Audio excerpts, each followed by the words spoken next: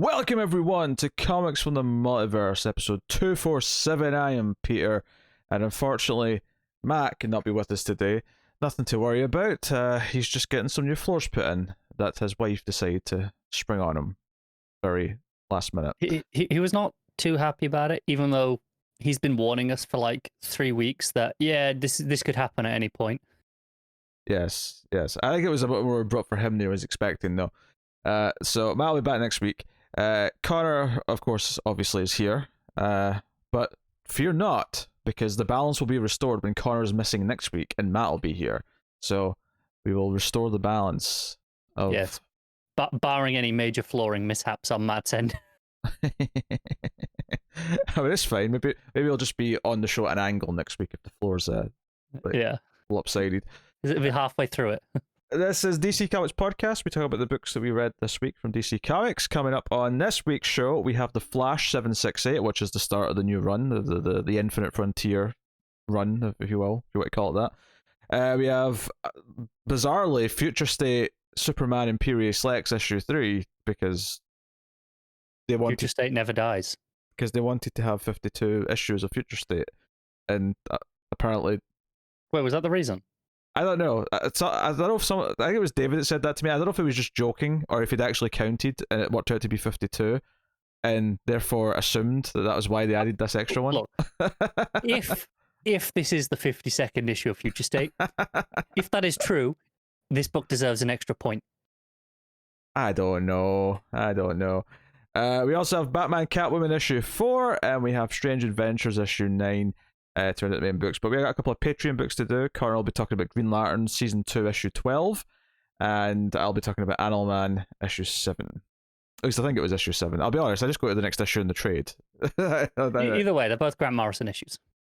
Oh, that's a good point. Yeah, that's a Grant Morrison double at the end of the show. So yeah, that's what's coming up. We got some news too, so that's the thing. And there was a variety of DC movie news this week as well. I'll just quickly recap it here. I already talked about it during the week, but Black Adam did get a release date for July 2022. Yep. So that's the thing. They officially cancelled, or at least announced they were no longer working on a couple of movies. New Gods, which I wasn't that fussed about at first, until I saw Ava DuVernay post like a thing on Twitter about how she was working with Tom King on the script and how she's sad that you won't get to like. Did you not know that? I think I might have known it and forgotten about it. Yeah, because I think we might have spoke about it on the show at some point, because they did announce it a while ago. There's so many news with these movies, I forget most of what they've said. It's hard to like actually bother taking any of it in, because so many of them just don't really exist. These included now. Yes, and The Trench is the other one. So those two are just kind of gone. And there was another Suicide Squad trailer, bizarrely, with a couple of different bits and pieces. And then Pete actually watched the first Suicide Squad trailer as well. I did. I watched it ages ago. Yeah, but you didn't watch it in time for us to talk about it last week. Because I forgot it existed. All right? Oh, yeah. Shambles. So, that's what it is. So, yes, that was pretty sure that was all DC movie news this week. There was a few random spatterings of things.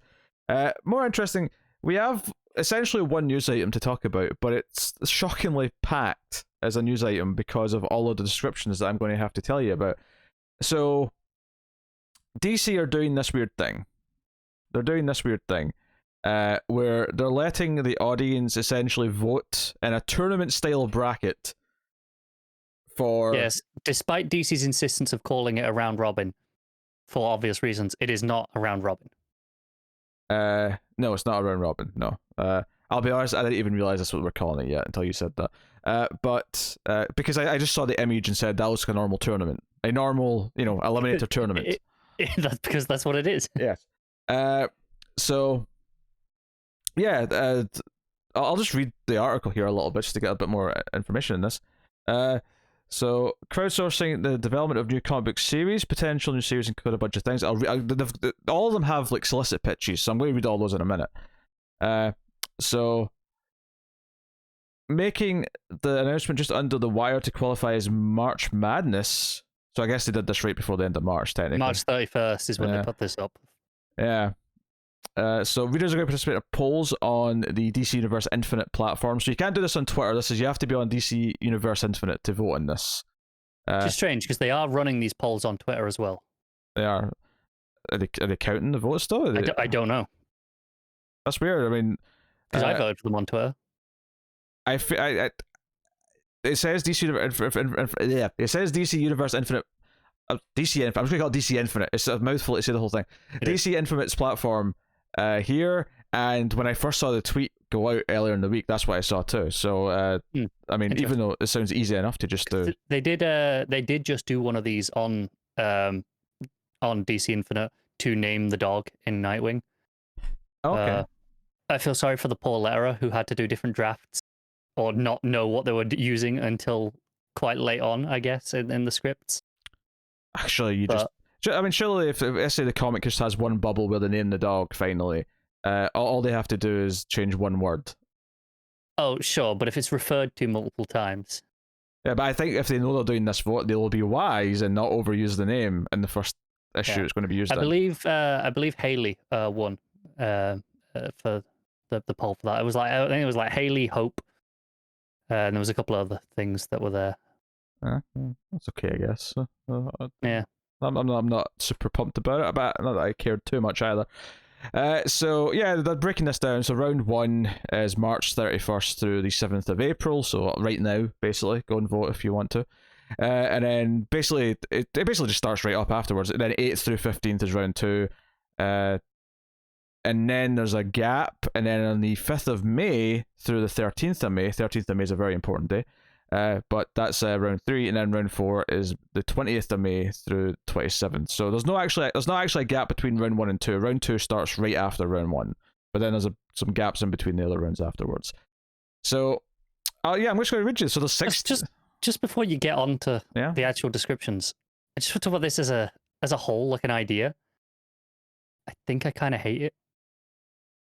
Like, I get why they're doing. I get we get to be involved. There's all these pitches. It's cool, but this is kind of their job, and I feel I feel awful for any of the creators who are involved in these, who have pitched these projects to DC, and then it's down to basically a Twitter poll as to whether or not they get a job. That's miserable. It's a marketing gimmick. I have no idea what the behind-the-scenes steps it took to get to this choice. I don't know if this is 16 pitches that they didn't really know what to do with because they were all just kind of sitting there at the bottom of a bucket and thought, you know what, let's just do a vote and we'll do one of them, right? Otherwise, none of them would be happening. If that's the case, it's like, well, I mean, there's something fun to do with them, at least. If it is a case of they made people pitch things for the purpose of doing a tournament, I mean, on the one hand, it's better in the sense that all the creators pitching things know that there's only a 1 in 16 chance, potentially, of the book actually happening. Is that better or worse odds than normal? I don't know. But no, I get... The cynical part of me, though, is that they received a bunch of pitches recently for Infinite Frontier. Creators are like, here, I got an idea. That's very possible. And then they've gone, this feels like a lot of work to try and whittle these down to how many we can actually publish. Let's just leave it up to the public, and that's kind of what it feels like in a lot of ways. I think that's almost too cynical. It might well be of a way to think about it, because I don't necessarily think that they're looking to have a few easier days at work by not having to decide what they're publishing. That sounds really weird to me. I feel like this is more... I mean, it could just be a bunch of leftover pitches that people did for Infinite Frontier. I can see that. I mean, the timing especially, that could totally be what these all are. But it's one of these things, though, where I get the feeling it's either this is what's happening to do with a bunch of pitches that they weren't going to do anything with. So effectively, one will happen that wouldn't have happened otherwise. Would be my possibly guess. Given what some of them are, I'm not so sure, but we'll get through that.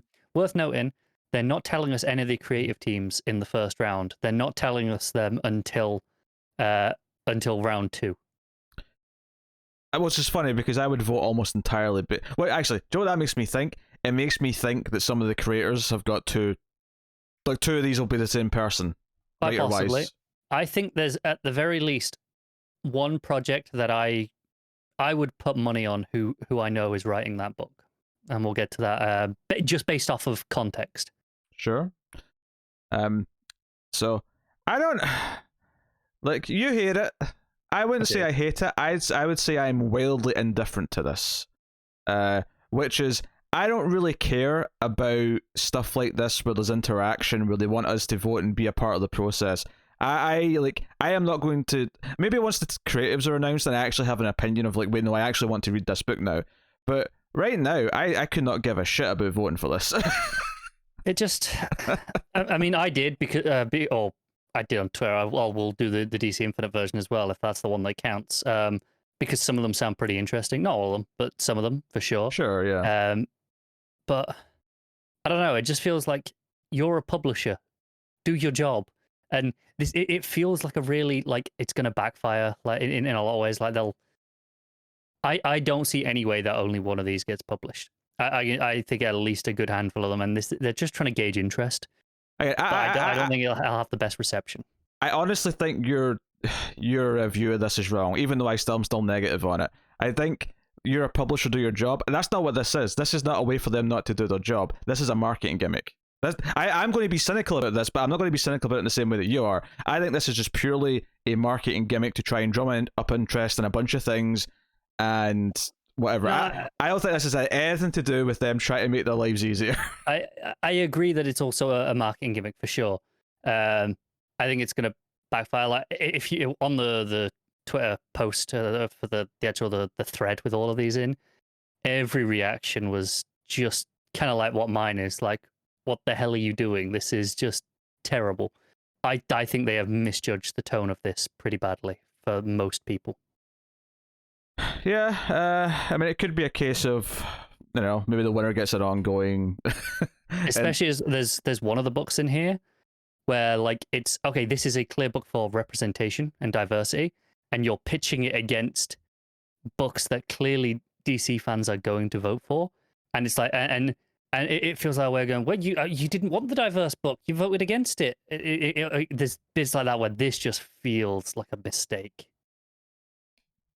I was halfway through a sentence and then I was rudely interrupted. To finish the thought I was having, which was not even that important a thought, but I was just saying that maybe they'll do a thing where the winner gets like an ongoing, and like the quarter finalists will all get minis or something silly like that. It's possible. Yeah. I don't know. I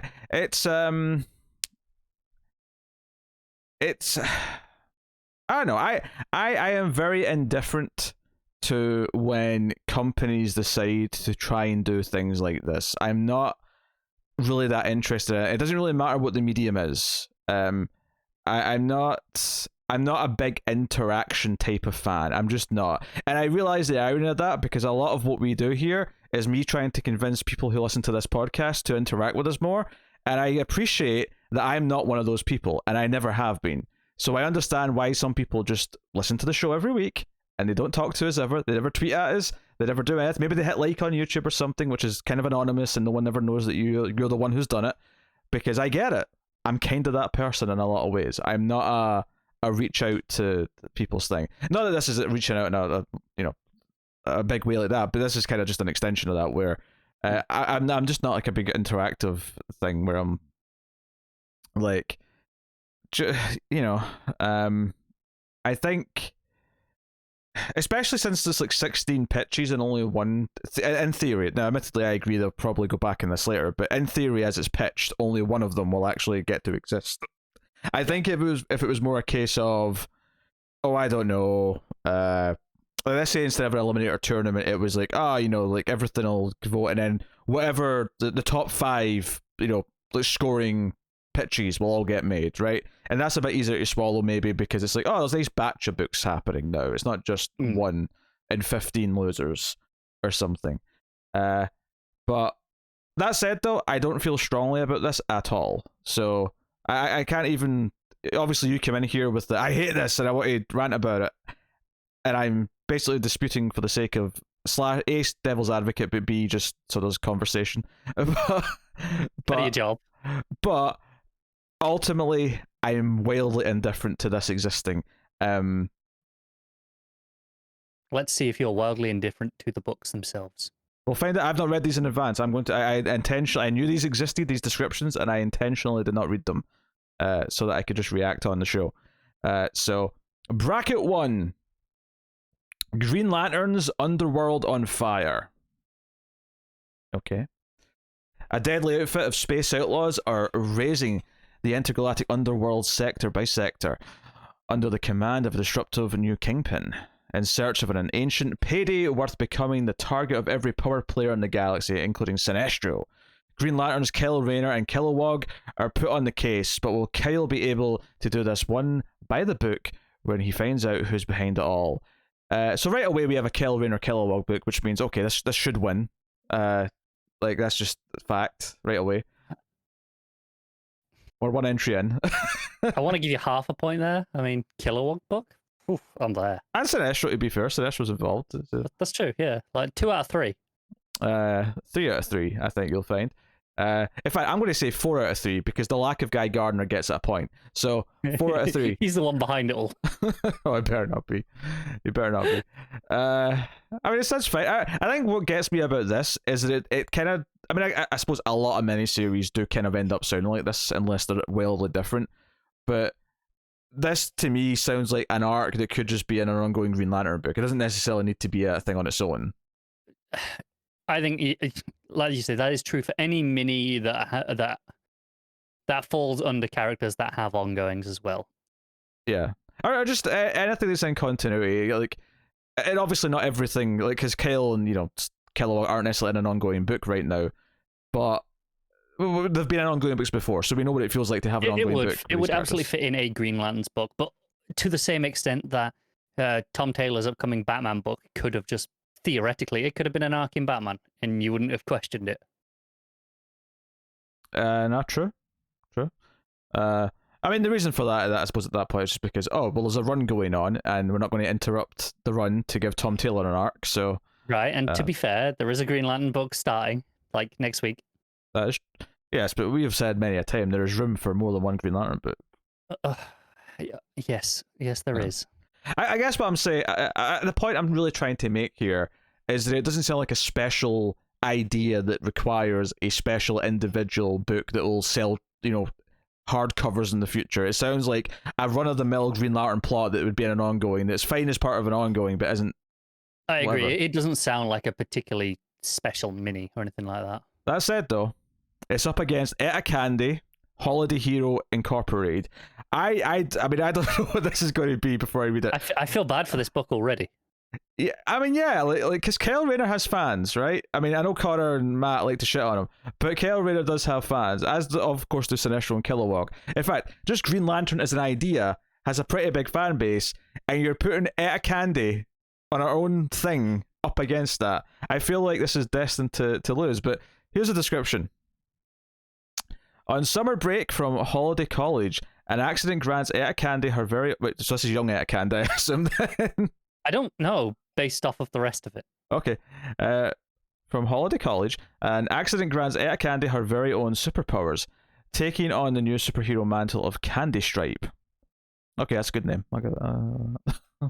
Has that been used before? Is that a new thing? I don't know. Yeah. I'm not familiar with it. Etta joins forces with Wonder Woman and Amanda Waller and her Beta Lambda sorority sisters. That sounds like a continuity nonsense thing. It does, yeah. That sounds like a bunch of college-age versions of all these characters. And clearly the sorority thing I have never heard of because I didn't know how to pronounce it. Sisters also, I decided because it's presumably based off, Greek letters, Beta Lambda, surely. But whatever. I know you read it right because they spelt it that way. Yeah, it's put it with 2 E's. They did, yes. I'm not disputing your let me make this very clear. If I see the word BETA, I say beta. That's not... Correct. Well, right. Yeah. Not beta, like some people do. And they're incorrect. Anyway, so it's all girls agency sworn to protect and assist anyone in need. Woo woo, as the end of the description reads. In all caps, put the correct emphasis in. See, I see that. I just want to do Ric Flair woos. Okay? They're too long.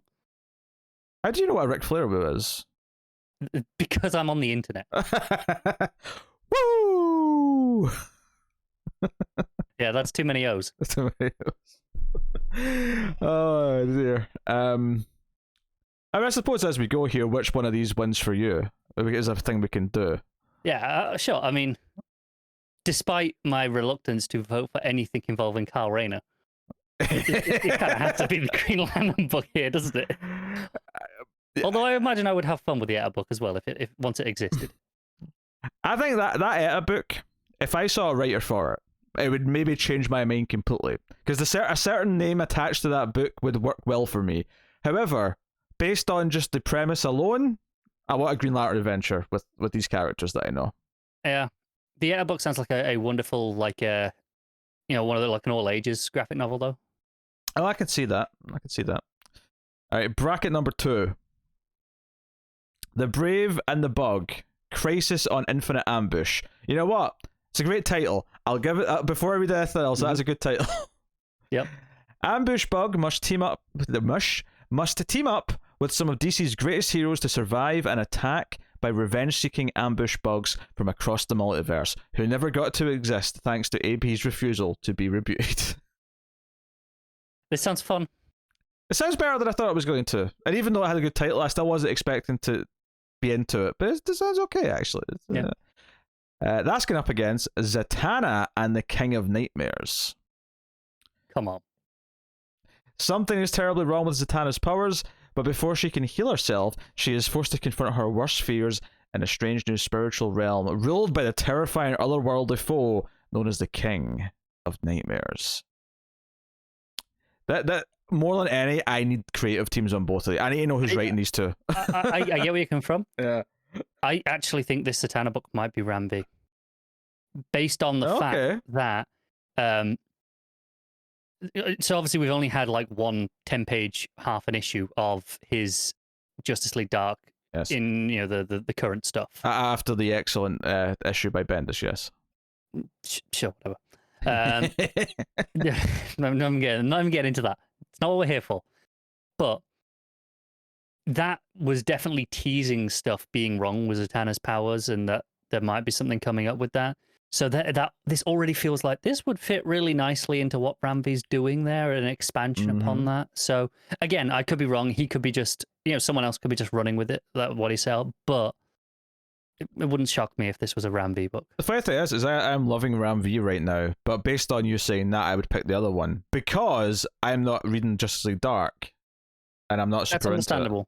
Into it. So I mean, maybe it'll stand on its own as its own little kind of horror Zatanna mini, which it very well could do based on that description. Yes, but on the little information we have, I'd have to go with the Crisis on Infinite Ambush.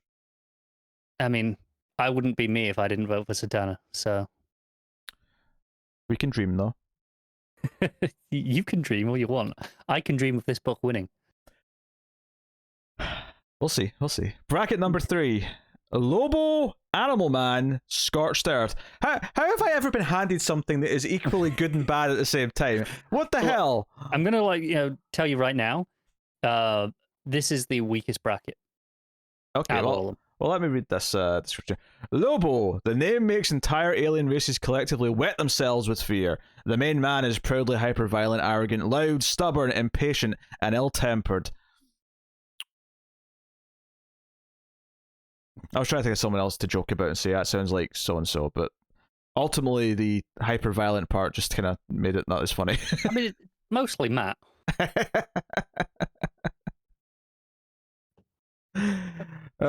The best thing about him is that after he completes his contract, he leaves until now. So Animal Man's in the title. This is a dual build book that equalizes Lobo and Animal Man in the name. However, Animal Man is not mentioned. Does not get a single mention in that pitch. Which says to me that he might not show up until the last page of issue 1 of whatever this book is. But then it'll be an equal part from that point on. Would be my guess. Yeah. That would be my guess.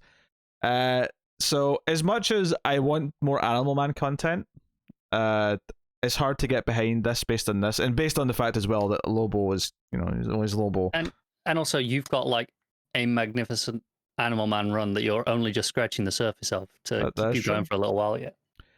The other book that's up against is Son of the Creeper. An awkward teenager's life is turned upside down when he inherits his dad's chaotic powers. With his family in danger, Kieran Miller must save a father he doesn't know from the monster he's become. I mean, this bracket just screams it exists because there has to be something that can easily be beat in the next round. It does, doesn't it? This is so the next round has an easy victory for something else. Because I'm assuming this is up against bracket the winner 4, of bracket 4. which we'll get to in a second. Yeah. I feel like this is null and void right away, this bracket. Neither of these are winning. I'm willing to call it. Yeah. I'm willing to call it. I'm okay with that. So, yes. But, well, if you're picking, though, like, which one are you taking? Probably Lobo Animal Man. There's at least a little bit of something there, I guess. I mean, I like the Creeper well enough when he appears, but I've never wanted to have a story exploring his son, and getting those powers. It's never been something I've ever thought of. All right. I think I'd just go for Lobo Animal Man just because of Animal Man, but it's based on that and nothing else essentially from that. Pretty much, yeah. Bracket 4, Justice League Queer. GLQ is actually a pretty cool acronym if they ever. Yeah, and that is what they're actually using in the bracket. If they like to stick with that, like an all LGBT version of the Justice League, call it JLQ. That's pretty cool. JL cool. What the hell was that supposed to be? 8 young queer heroes investigate a series of monstrous manifestations around the world and discover that something much more terrifying is coming. Very vague, but sure. It is very vague, and this is where I feel bad for this book because the odds of it winning overall are pretty slim. Let's be honest, against some of the heavily DC titles that are here. Well, it's up against Robins, which just from the title alone feels like it would go quite far. Here's the description. In the Bloodhaven apartment of Dick Grayson, a group of young people meets. I think that's a mistake there. A group of young people meets for coffee. A group of young people meet for coffee. I guess. I don't know. I would have had without the S, but whatever. I think you can do it either way. Meet for coffee, donuts, and what? Fetching? I don't know what that is either. Shall I Google it? Some weird American thing that we don't know about. Fetching? I assume that's a silent K. I mean, fetch. What is it? It's a Yiddish word. It means to complain. Oh, okay. So they're complaining, basically. All right. Okay. All right. The only thing they have in common: all were once Kid Wonder's sidekicks to Batman.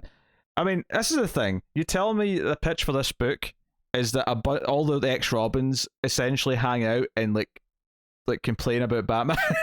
I actually kind of like the sound of that book. Yeah.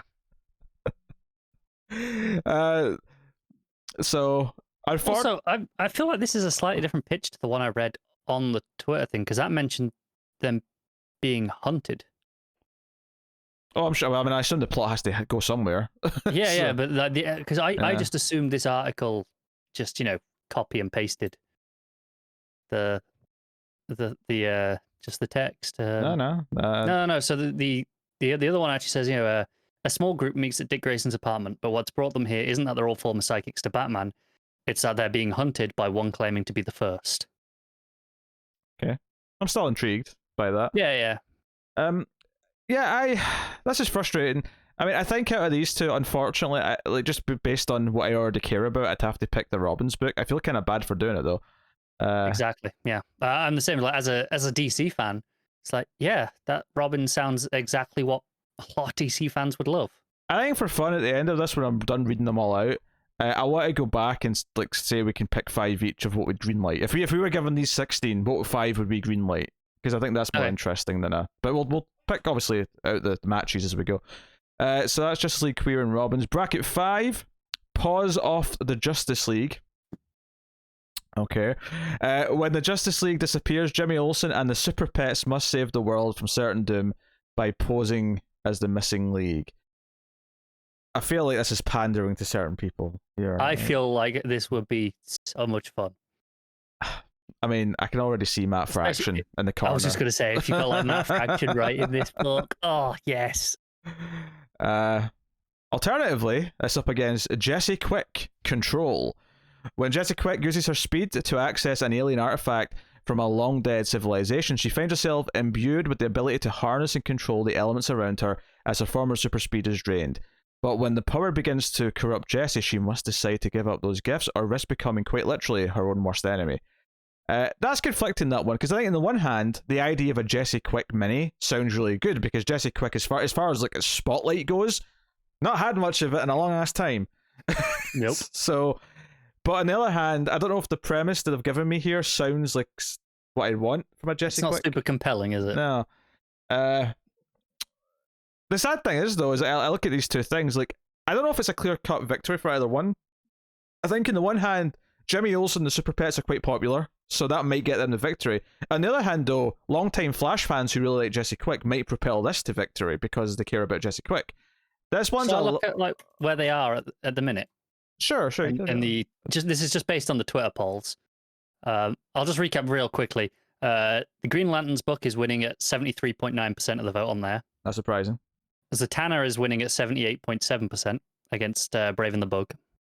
That's a shame, but also not surprising.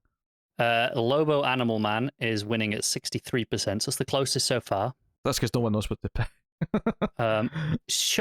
Interesting how close it is. Robbins is winning, but only at 55%. I'm not surprised by that. I think Robbins will still win, but I completely expect that the queer comic community would be rallying around this. Yeah, they're going to show up in force, and it may not be enough, but I'm not surprised it's actually putting up enough of a fight. I'm not surprised. And on this one, Jesse Quick is winning currently at 58.8%. And all right, so by the way, like these are still like most of them are about 18,000 votes, up to maybe 20,000. It is notable that the JLQ one is in the 33,000 votes on Twitter so far, like noticeably higher than all the others. So, yeah, it just backs up what we just said about the community kind of going in on it. Yeah, so this one's tough for me. I think if you just told me the titles, I'd be more for the Jesse Quick book, but the premises, I think, make me lean towards the Pause Off the Justice League book more.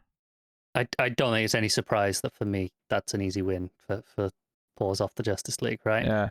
I'm not feeling like super hyped about it though. So, I mean, you know. I am. If it's someone like Matt Fraction on that book, I just mean I'm not super hyped about the decision, is what I mean. Okay, not the book. I don't feel strongly about it because there's something to like but potentially not like in both. Bracket 6, we got Blue Beetle Graduation Day. I assume this is Jaime Reyes. It is.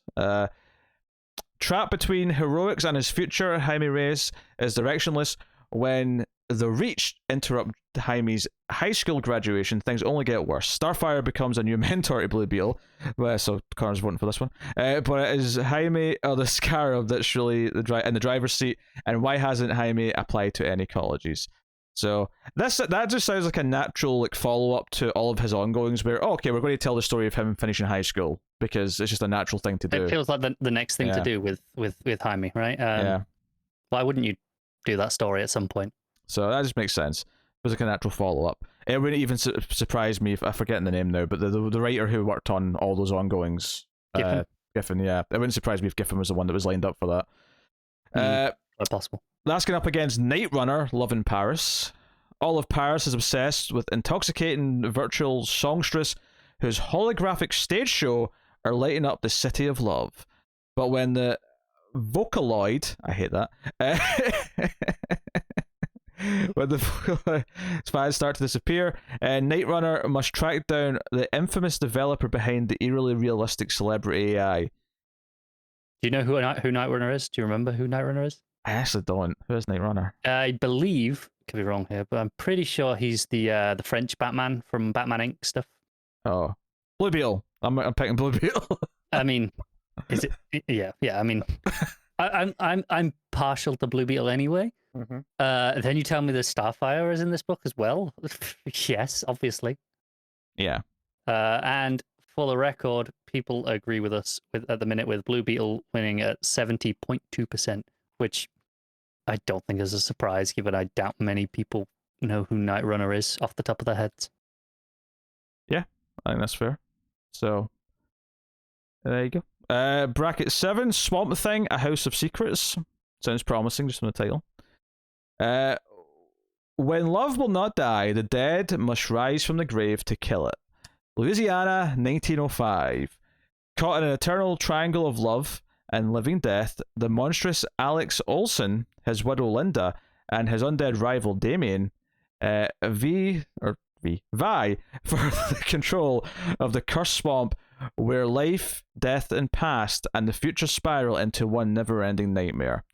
So clearly that's not obviously Alec Holland or any of the current Swamp Things that we know. No, like I said, it's set in 1905. Yeah.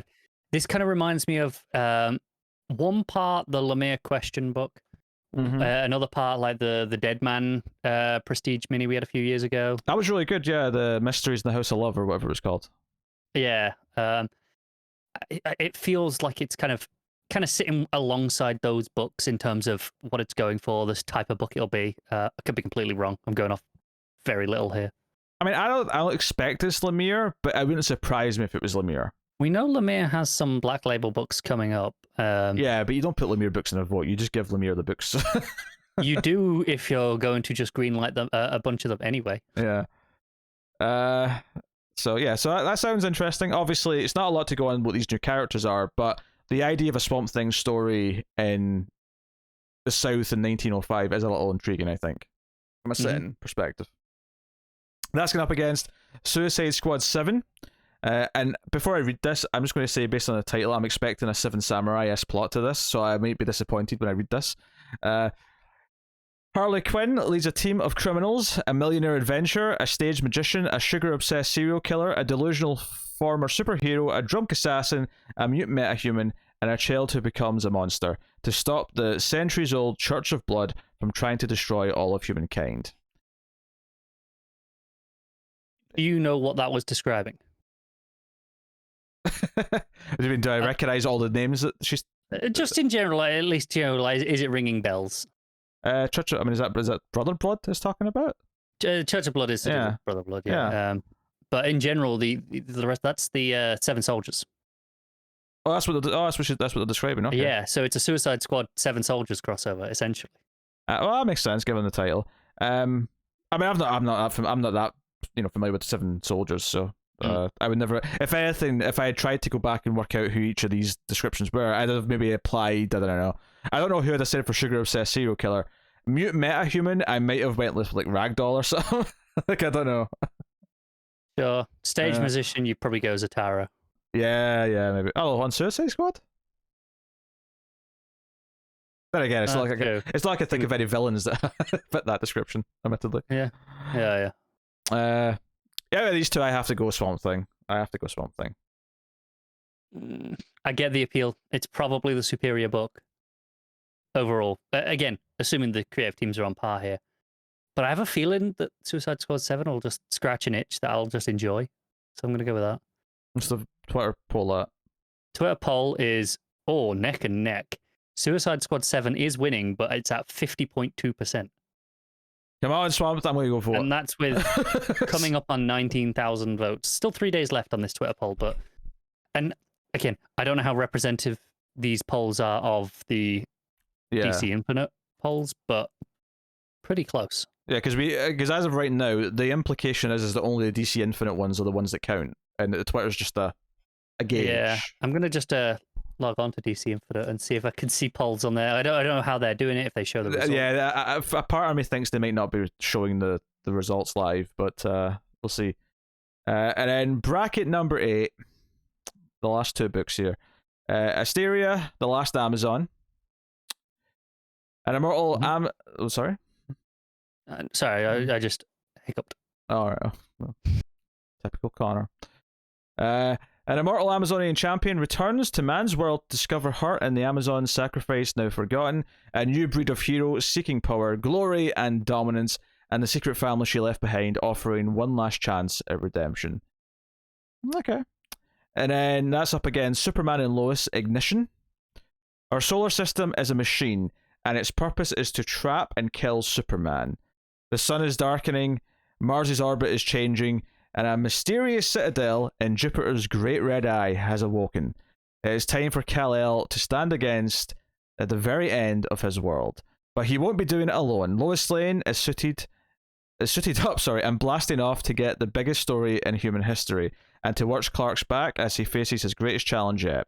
Facing ancient aliens and planet-sized machines, trickster asteroids, and Giga Krakens of Neptune. I had to just process what that was saying there. Superman and Lois will fight across all 9 planets to prevent all 9. Have we rolled Pluto back in the list here? Apparently. Yeah. To prevent Earth's dark destiny and save our future. This sounds like a Superman story. I think what sticks out to me about that is that it is just a Superman story. When notably, unless you want to count Robin's, there's no Batman in any of these brackets, and I wonder if that's just because they know Batman will win, like every single time. Batman will win all the votes. So, I mean, I think out of this, I'll go with Superman and Lois because it's kind of just more of a safe bet. But it's not the description's that exciting to me. It's just nothing about the Amazon one strikes me as particularly exciting either. So, Superman. Yeah, I mean, I'd probably go with the Amazon one just because. I mean, the Superman one sounds like a perfectly fine Superman story, right? But the other one, it just sounds a bit more interesting by definition of just being a bit different. Yeah. I mean, as far as the ones that I actually kind of like the sound of, that I hope kind of make it to the end, just looking through the whole list, I would say it really comes down to Robin's The Swamp Thing book. Yeah, maybe, and to a lesser extent, the Ambush Bug one and Blue Beetle. And yeah, maybe Green Lantern's that push too. But like, I have to admit, it's not. I mean, part of the feeling that these aren't like the big obvious books they're going to put out because they just greenlight them. They don't put them out for a vote. Is that for the most part these don't feel like stuff that are like super high profile. It feels like mostly a lot of lower tier ideas or lower tier. I mean, not that some of these can't be amazing and shouldn't be amazing, but just that in terms of popularity, in terms of like where they'll place on like the advertising budget. Yeah, example. I mean, I think I'm interested in more of them than you overall because I'm quite interested in Zatanna for sure. Robin's, Paws Off the Justice League, Blue Beetle. I would personally quite like both Swamp Thing and Suicide Squad 7. So that's like 6 right there. Sure.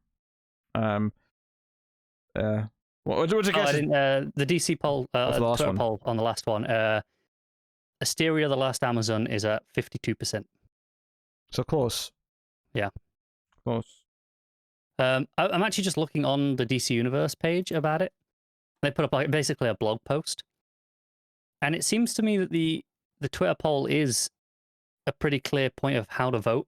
So, you know, they basically said there are going to be DC Instagram stories with 3 matchups a day. So you can vote there. And you can vote on the Twitter poll all at once.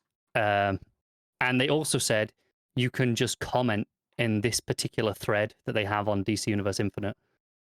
And they'll count those as well, which it's starting to feel like they're just going to look at general impressions rather than count it specifically. Yeah, because that's a lot of different formats of voting to combine into one coherent number. But, yeah, whatever. Yeah. Especially since you could theoretically vote on all 3 platforms if you wanted to. You could. I'm sure some people have. Okay.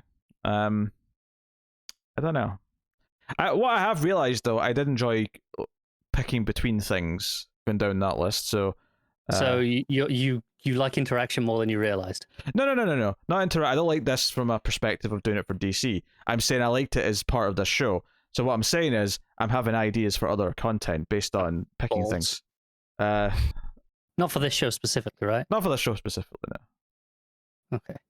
No. Maybe in a quiet week we'll do a. This is that. I'll come up with a quiet week. They exist, I'm sure. That'll happen again. Right now, really.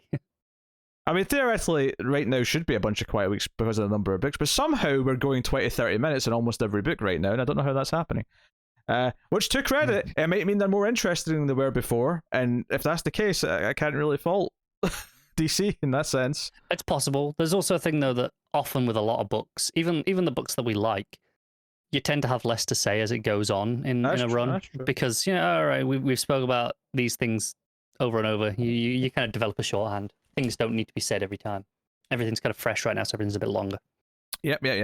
So there you go. That is the 16 potential books. Only one, at least is that's what they're saying. Only one will actually happen, but we'll see. As for what I think will win, I mean, probably. I've already closed the list, admittedly, but the ones we said were obviously going to win their brackets. It's probably going to be one of those ones that win at the end. Yeah. Yeah, that kind of brings it down to. I mean, that actually limits it a lot. Like the obvious ones, we had Green Lanterns, Robins. Well, Robins might not actually because of the but I think if Robins gets past JLQ, yeah, I'll have an easy time past that. But it's only just I will because say that. if JLQ gets past this first round, it might go all the way. It might, yeah.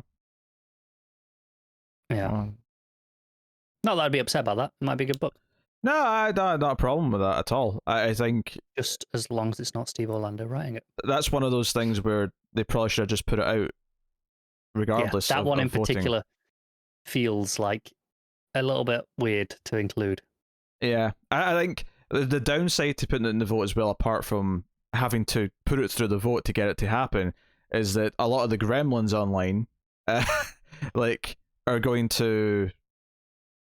I mean, they'll talk shit about it anyway. Admittedly, right? They'll say whatever they want, but I think it going through a tournament style thing where they'll start to feel like these people are dominating votes. If this book objectively exists at the expense of all these other books that they cared about, they will hate it so much more. Because we've always said, time and time again, they're not putting out this book instead of the ones you want. Whereas this time they would be. Which honestly, on that point, does kind of make me want it to win. Yeah. Because, well, because screw them. Yeah, fuck them. Yeah, basically. So I hope JLQ wins for that reason. But in terms of taste, there was like 3 or 4 books that were a bit more up my alley. So yeah, there you go. That is the round robin, which is not a round robin. They just wanted to use that name because Robin's a thing. Yeah. It's terrible. I mean, the problem with the round robin is though it's hard to keep track of if you really don't know how the point system's working and how it's going out. Like, it's and are they doing it in groups of round robins, or are they doing like one big massive round robin? Because it's a lot more confusing to follow. Whereas an Eliminator tournament, it's really easy to just flash the graphic and it's like, you understand it. Yeah. So yeah. So maybe next year they'll do more of a round robin and we'll get a DC G1 climax. And for the 5 people in the audience who know what I'm talking about, congratulations. It's a wrestling reference, Connor, but it's specifically a Japanese wrestling reference. So the audience that got that were a bit more narrow. It's even nicher than usual. Yes. But all right. Let's talk about comics then. We will start the week off with The Flash 768. Jeremy Adams writing with Ron Marz, the Darko Lafuente, Brandon Peterson, and Marcus Santucci on the art. So we got 3 artists. Did you read this issue, Connor? I did. I'm looking at what artists did you just list? Darko Lafuente, Brandon Peterson, and Marcus Santucci, or Marcus Santucci. Maybe I typoed his name. Oh, that's fine. But I read it. I'll be honest, if it had been like a busy week, I might not have done, but I had like 3 books, including this, so... Well, given that Matt ended up... Because Matt not making the show wasn't like a planned thing. That was something we found out about like a day or 2 ago. So I'm glad you did, so that we actually both read some of the books. Because some of the other ones we knew we weren't. So what's interesting about this book is that it's kind of in some ways given us what we kind of asked for a long time, which is we want Wally to headline The Flash. We want him to be the Flash in the Flash book, or at least have his own book separate to the Flash book. And this technically is doing that. But there was a lot of reservations because the plot sounded a bit iffy. Wally's going through like either time or universes, and these powers are acting up, and it's still heavily mentioned getting over heroes in crisis. And within the first few pages of this issue, we have this confrontation moment where Green Arrow's been kind of a dick about it because, you know, Roy died. But in part of me, I was like, can we just like forget this ever happened now and just move on? Because I'm sick of tying Wally to that awful turn of events. Sad answer is no. No, we can't. As much as I want to, they're not going to. I think they can eventually. It's just taken way, way longer than I would like it to. Yeah, look, Roy's back now. Just move on. Because I don't want this to be like, you know, Jon Stewart. They always bring up, what's the planet? I always forget the name. Oh God, yeah, I can't remember. I know exactly what you're on about. Yeah, can't remember the planet. They always bring up the planet that, you know, his tragic, you know, incident, right? And it kind of defend. And it doesn't bother me so much because it wasn't necessarily a bad story beat that everyone hated. It was just kind of, but it's something they always sort of use to anchor. You know, when he's like having traumatic memories of something bad, it's usually that or whatever. It's brought up a lot. And I think like kind of gone away from that in recent years. Yeah, but for a long time it was, at least. It was a long ass time. And I do think there's the concern here that Wally is somehow going to be tied. Like, every writer is going to want to like bring up the trauma of Heroes in Crisis. It's just, even if it's not relevant to the plot that much, just as a sort of a thing for, oh, that's what he's thinking about, or this is giving him flashbacks of that, or this is making him feel like that did. This might go on for a decade or two. Yeah. And that is heartbreaking because now there's something that taints Wally every single time he comes up. And it's something that none of us wanted him to go through. None of us liked that story development. It was not particularly well handled. It is, even though I'm not necessarily sure like who is specifically to blame, but regardless of how much King is at blame for the choice that was made to do that to Wally, it's definitely the biggest blemish that King's got on his like record, and I'm loving everything else he's doing right now. He's still one of my most favorite anticipated writers. To be fair, he's also responsible in a lot of ways for Rick Grayson. So I mean, that's up there as a pretty major blemish. Whoa! He did not choose what they did to Dick. He had him be injured in his book, and then DC editorial said this is what Dick's going to be doing. He pulled after the trigger. That is not the same thing. I mean, it's not as bad, but I'm just saying I still hold him a little bit responsible for that. That's like saying a writer who sets up a cliffhanger and is fired from a book, and then you still blame that writer for what the new writer did with the cliffhanger when they come back. That's effectively what you're arguing there. Yeah. Yes. So it's wrong. So that put me off on the wrong foot. And I was kind of like, I don't want to keep hearing about Heroes in Crisis and hearing about him losing control and whatever. And the art at the start of the book wasn't doing much for me either. I have to say, the faces were a bit. I'm not sure which artist this is. Without looking into I'm not either, because it doesn't actually tell. It doesn't give us a standard split. I don't like there's a weird like separation of all the characters from the backgrounds as well. Like they have like extra outlines and they feel like they're cut out and stuck on.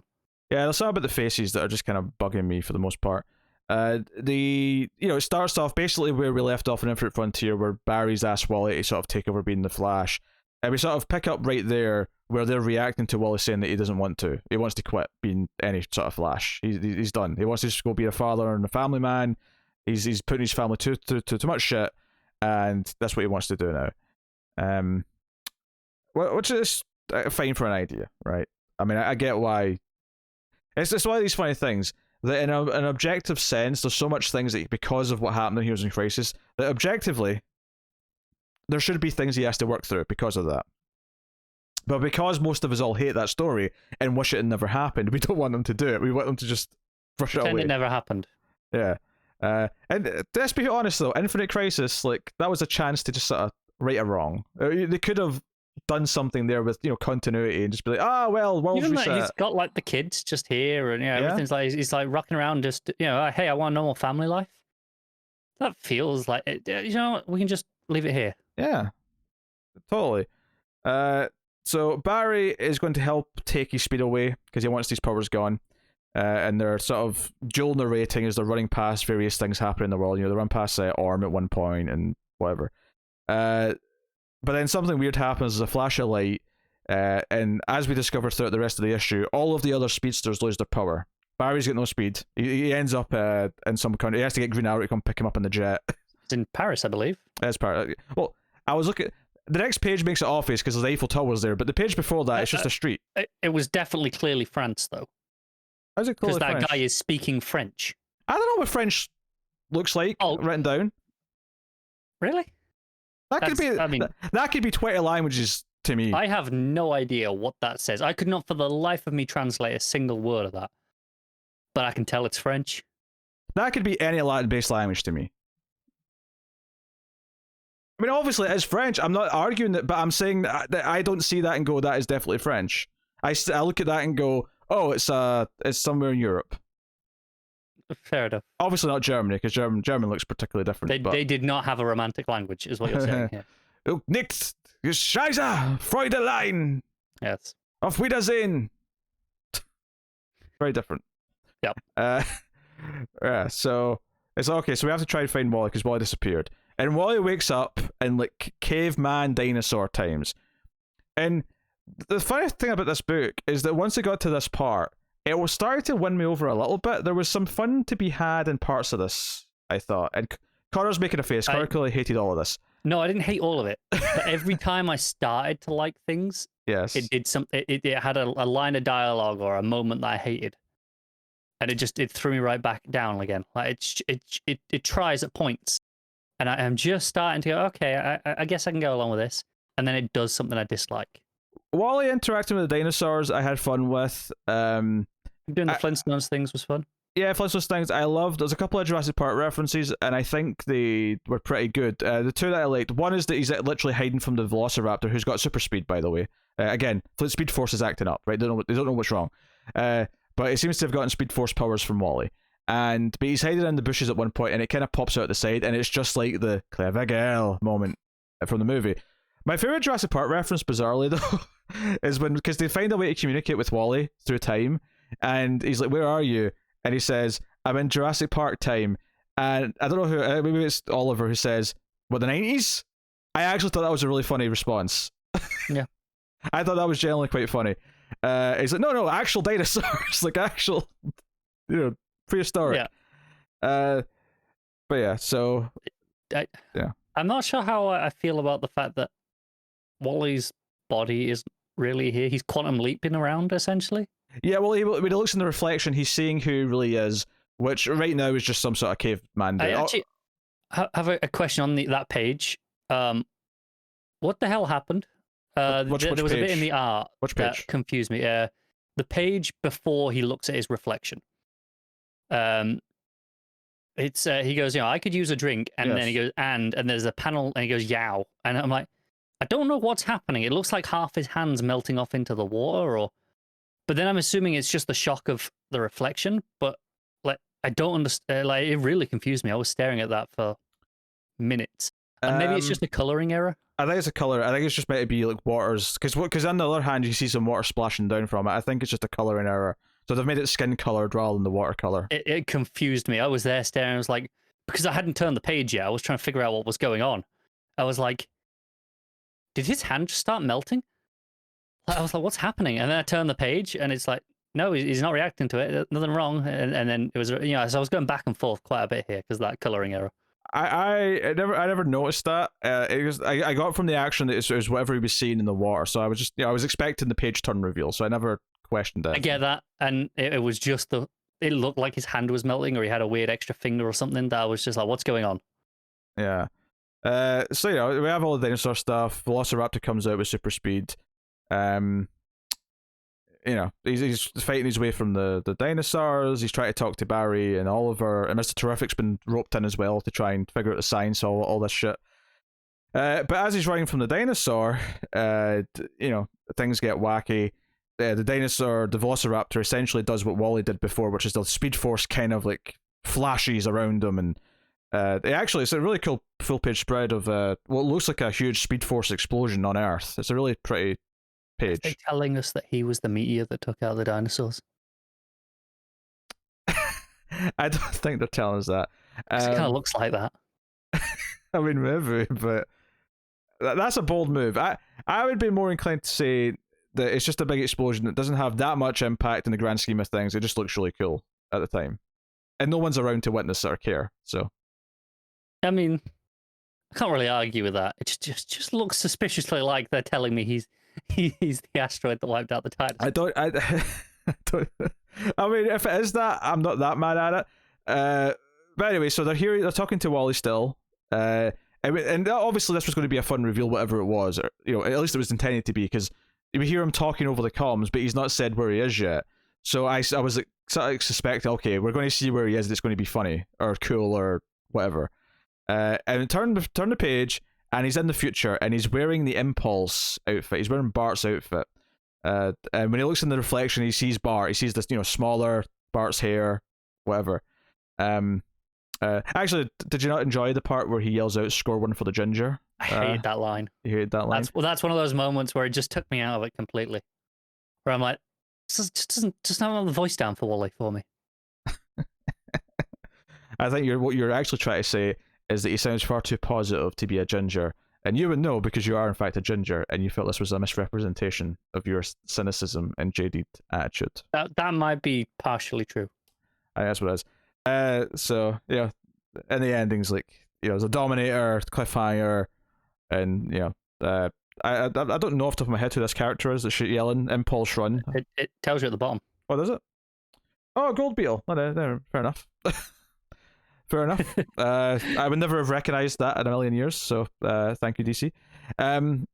So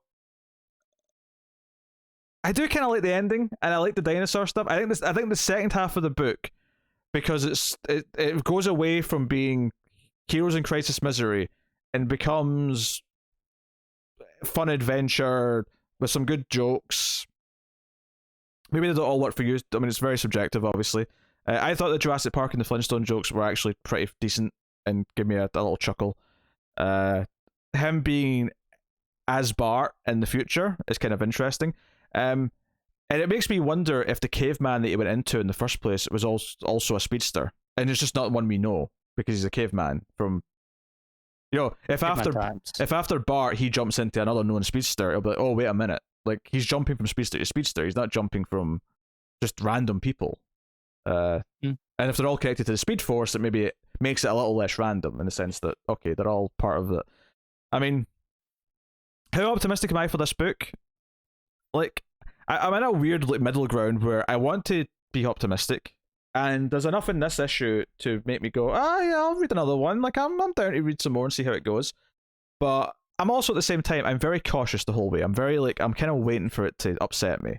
I don't think it has yet. It's just, That's fair.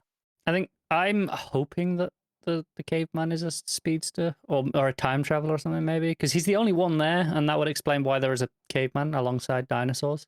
I think speedster. A speedster who accidentally time traveled further back would be kind of fun. Yeah. And it's sort of thing, they don't even have to go into it. We can just sort of, if they never mention it again, we can just kind of assume that, especially if they go down the path where everyone else that goes into is a speedster. We can just assume I can live with that. Yeah. Like I said, the first half was pretty rough, especially the art. Yes. Once it got to the main Wally section in the past, like I said, I enjoyed the general vibe and the tone.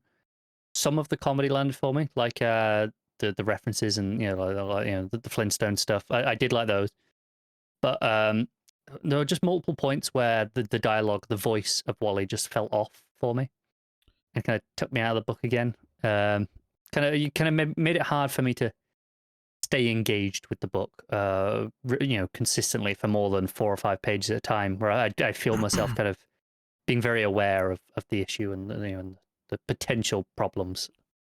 I am. I don't want to say I'm pleasantly surprised, because I think that's maybe too strong. But I'm down to read more. I think, regardless of what the rest of this arc does, if it keeps being fun like the back half of this issue for the most part was, that's cool. I do think, though, there has to be whenever we're done with this arc and we move into arc 2, or maybe arc 2 is the one that will really address it, I don't know. But there kind of has to be a shift where we can stop obsessing over Heroes in Crisis and just have, okay, Wally's just the Flash now, and that's cool. So I'm hoping that this arc, by the end, he doesn't make the choice to keep being the Flash. He takes the mantle properly, and we go from there. And this is just meant to be a transition arc to give him a story of making that choice. And if it's fun along the way, even though I don't like some of the stuff that it's rooted in because of Heroes in Crisis, I'm okay with that, and maybe it can grow there. I mean, this is the thing. I came into this not really knowing anything about the writer, Jeremy Adams. Like I'm not familiar at all with this writer. No, I'm not. I want to say maybe he wrote to a Suicide Squad at some point, but I could be wrong. I mean, sure, someone might tell me that I read a fill-in that he did once, and that's probably right. But I don't remember every fill-in writer I've read. So it was fine. It was okay. It was, I think there was some good stuff in it. There's also some stuff connected to things I don't like. There was some dodgy art, particularly the early stuff with the faces. I didn't like. Once he gets to the caveman dinosaur times, it got better. And it felt like it was Poppy having some fun with what it was doing.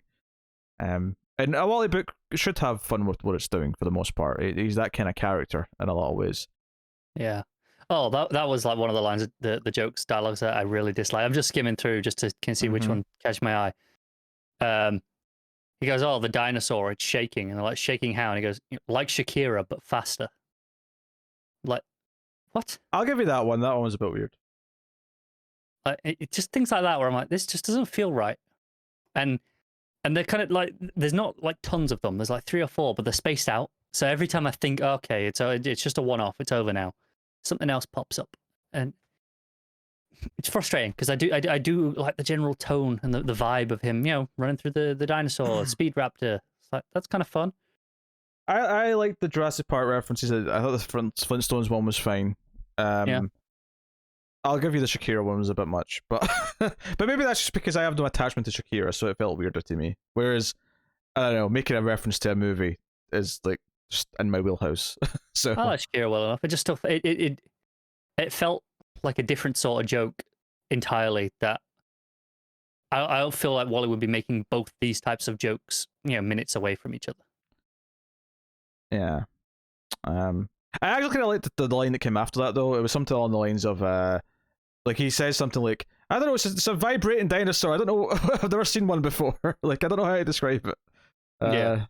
I kind of appreciated that, because, yes, no one's seen a vibrating dinosaur. Maybe Jurassic Park 6 will give us a dinosaur that gets the shakes from that Smallville episode. Slash that Superman and Lois episode. Slash that Superman and Lois episode. Jitters. We'll get a Velociraptor with the jitters. Alright, what are you giving Flash 760? I mean, it's okay. Didn't hate it. I'll give it a 5.5.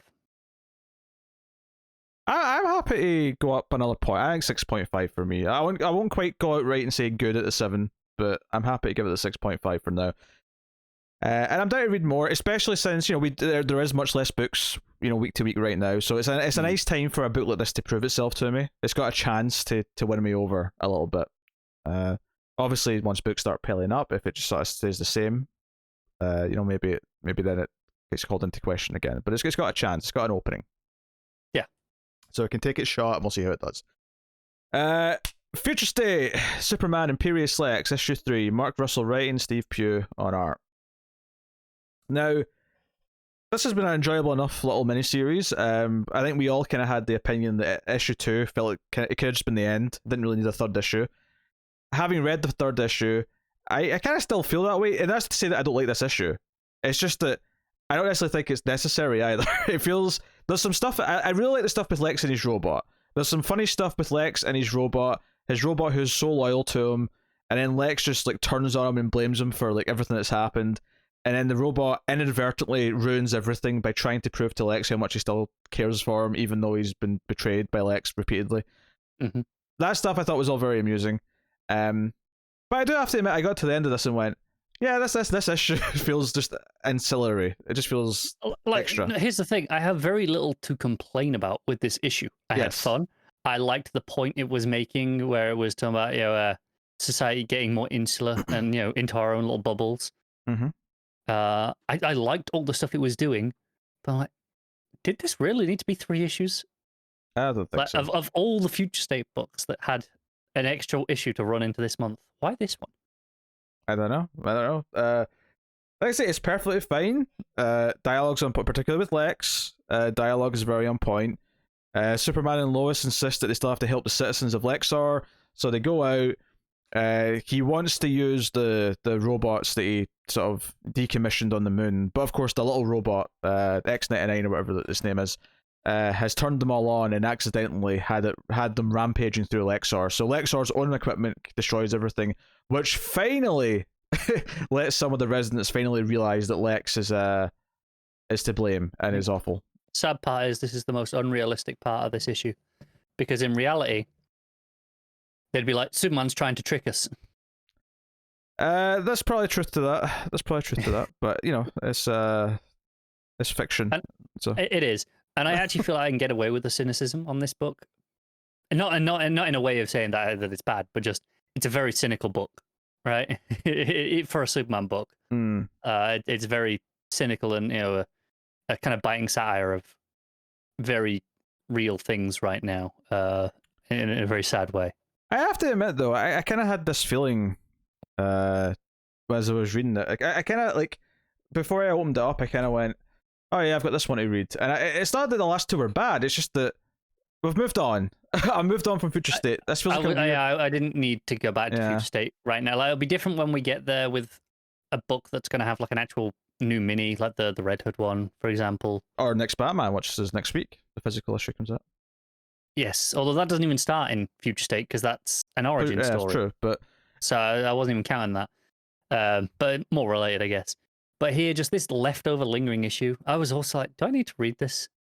I mean, I did, well, clearly. And I think had this been a busy week, this would have been the first thing to be gone, even before the Flash book. Where I was like, I also want to try that. Yeah. Whereas this, it's just like, I'm sure it's perfectly good, and it is perfectly good. But there was no like, oh, I need to read this.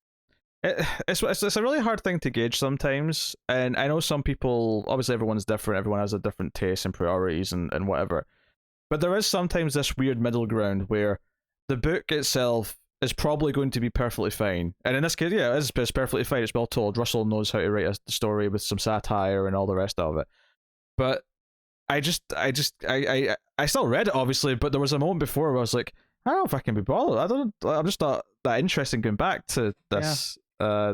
And partly I think it's because it did feel done. Maybe if issue 2 was completely unfinished in the sense that it had a cliffhanger and the conclusion hadn't happened yet, it would have felt smoother because, there's still a story to finish. But because it felt done, I felt like I'd washed my hands off it. I felt like I've moved on with my life. All steam ahead. Yeah. I don't regret reading it. I still enjoyed it well enough. Like, it's a good, solid issue. There's absolutely nothing wrong with it. But also, I'm like, going in, I was like, I just didn't really need it, and I wasn't excited for it. It's a headspace thing more than anything. I was like, everything else. Flash was interesting because it was a new run.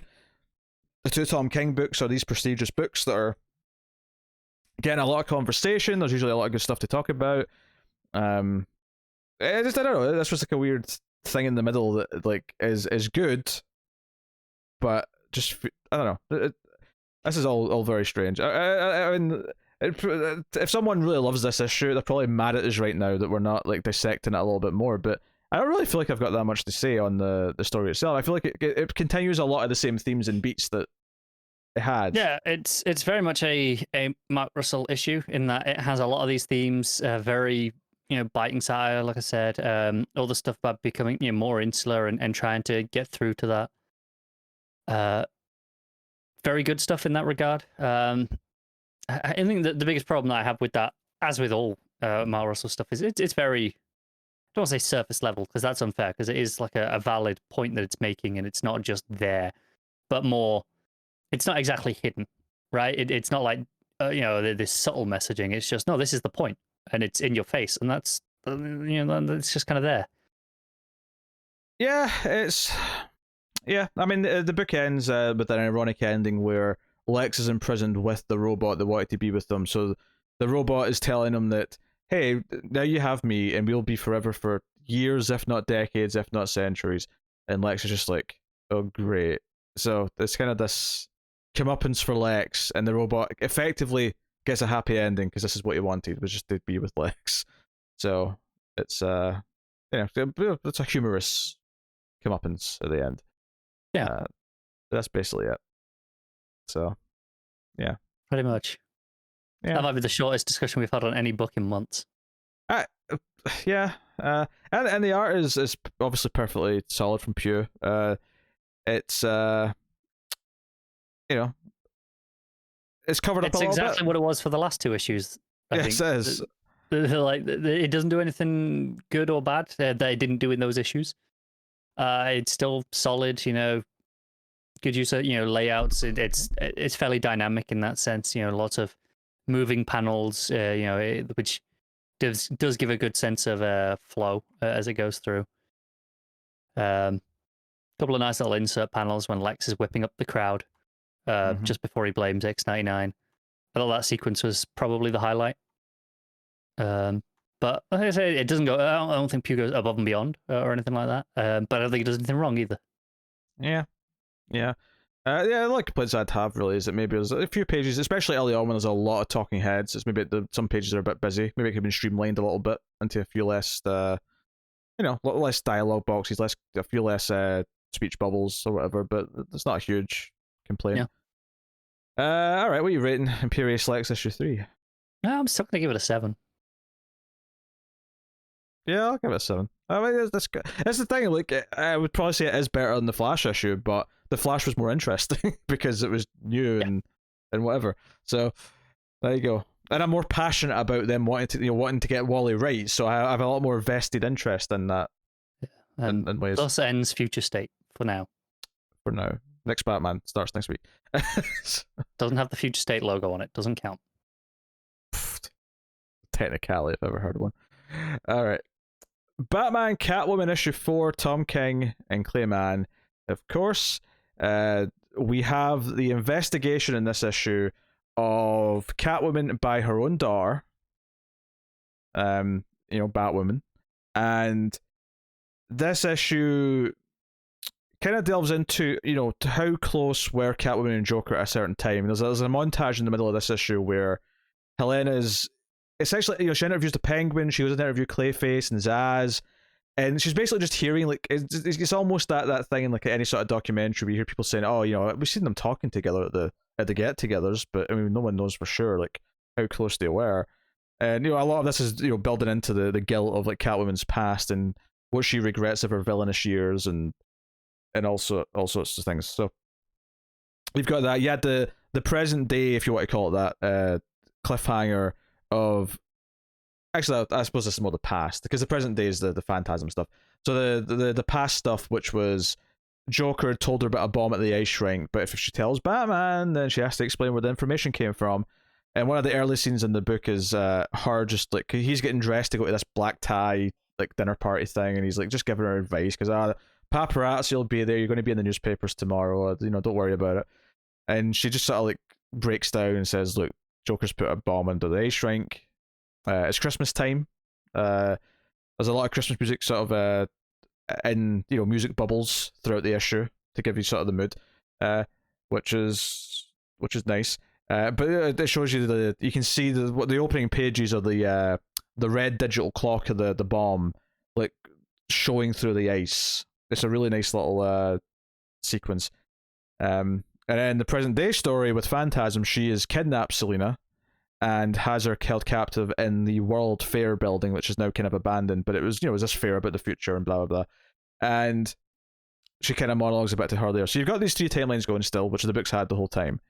And you have Phantasm effectively making this speech to Catwoman that Batman's way doesn't work. And we've heard this a lot from various people over the years. The villains keep getting out.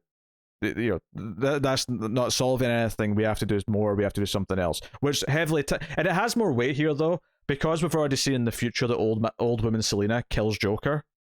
Like, her hearing this speech has a lot more weight because we know she actually goes through with it, as opposed to every other time in a Batman comic where someone makes a speech and it's just like, yes, we've heard this time and time again.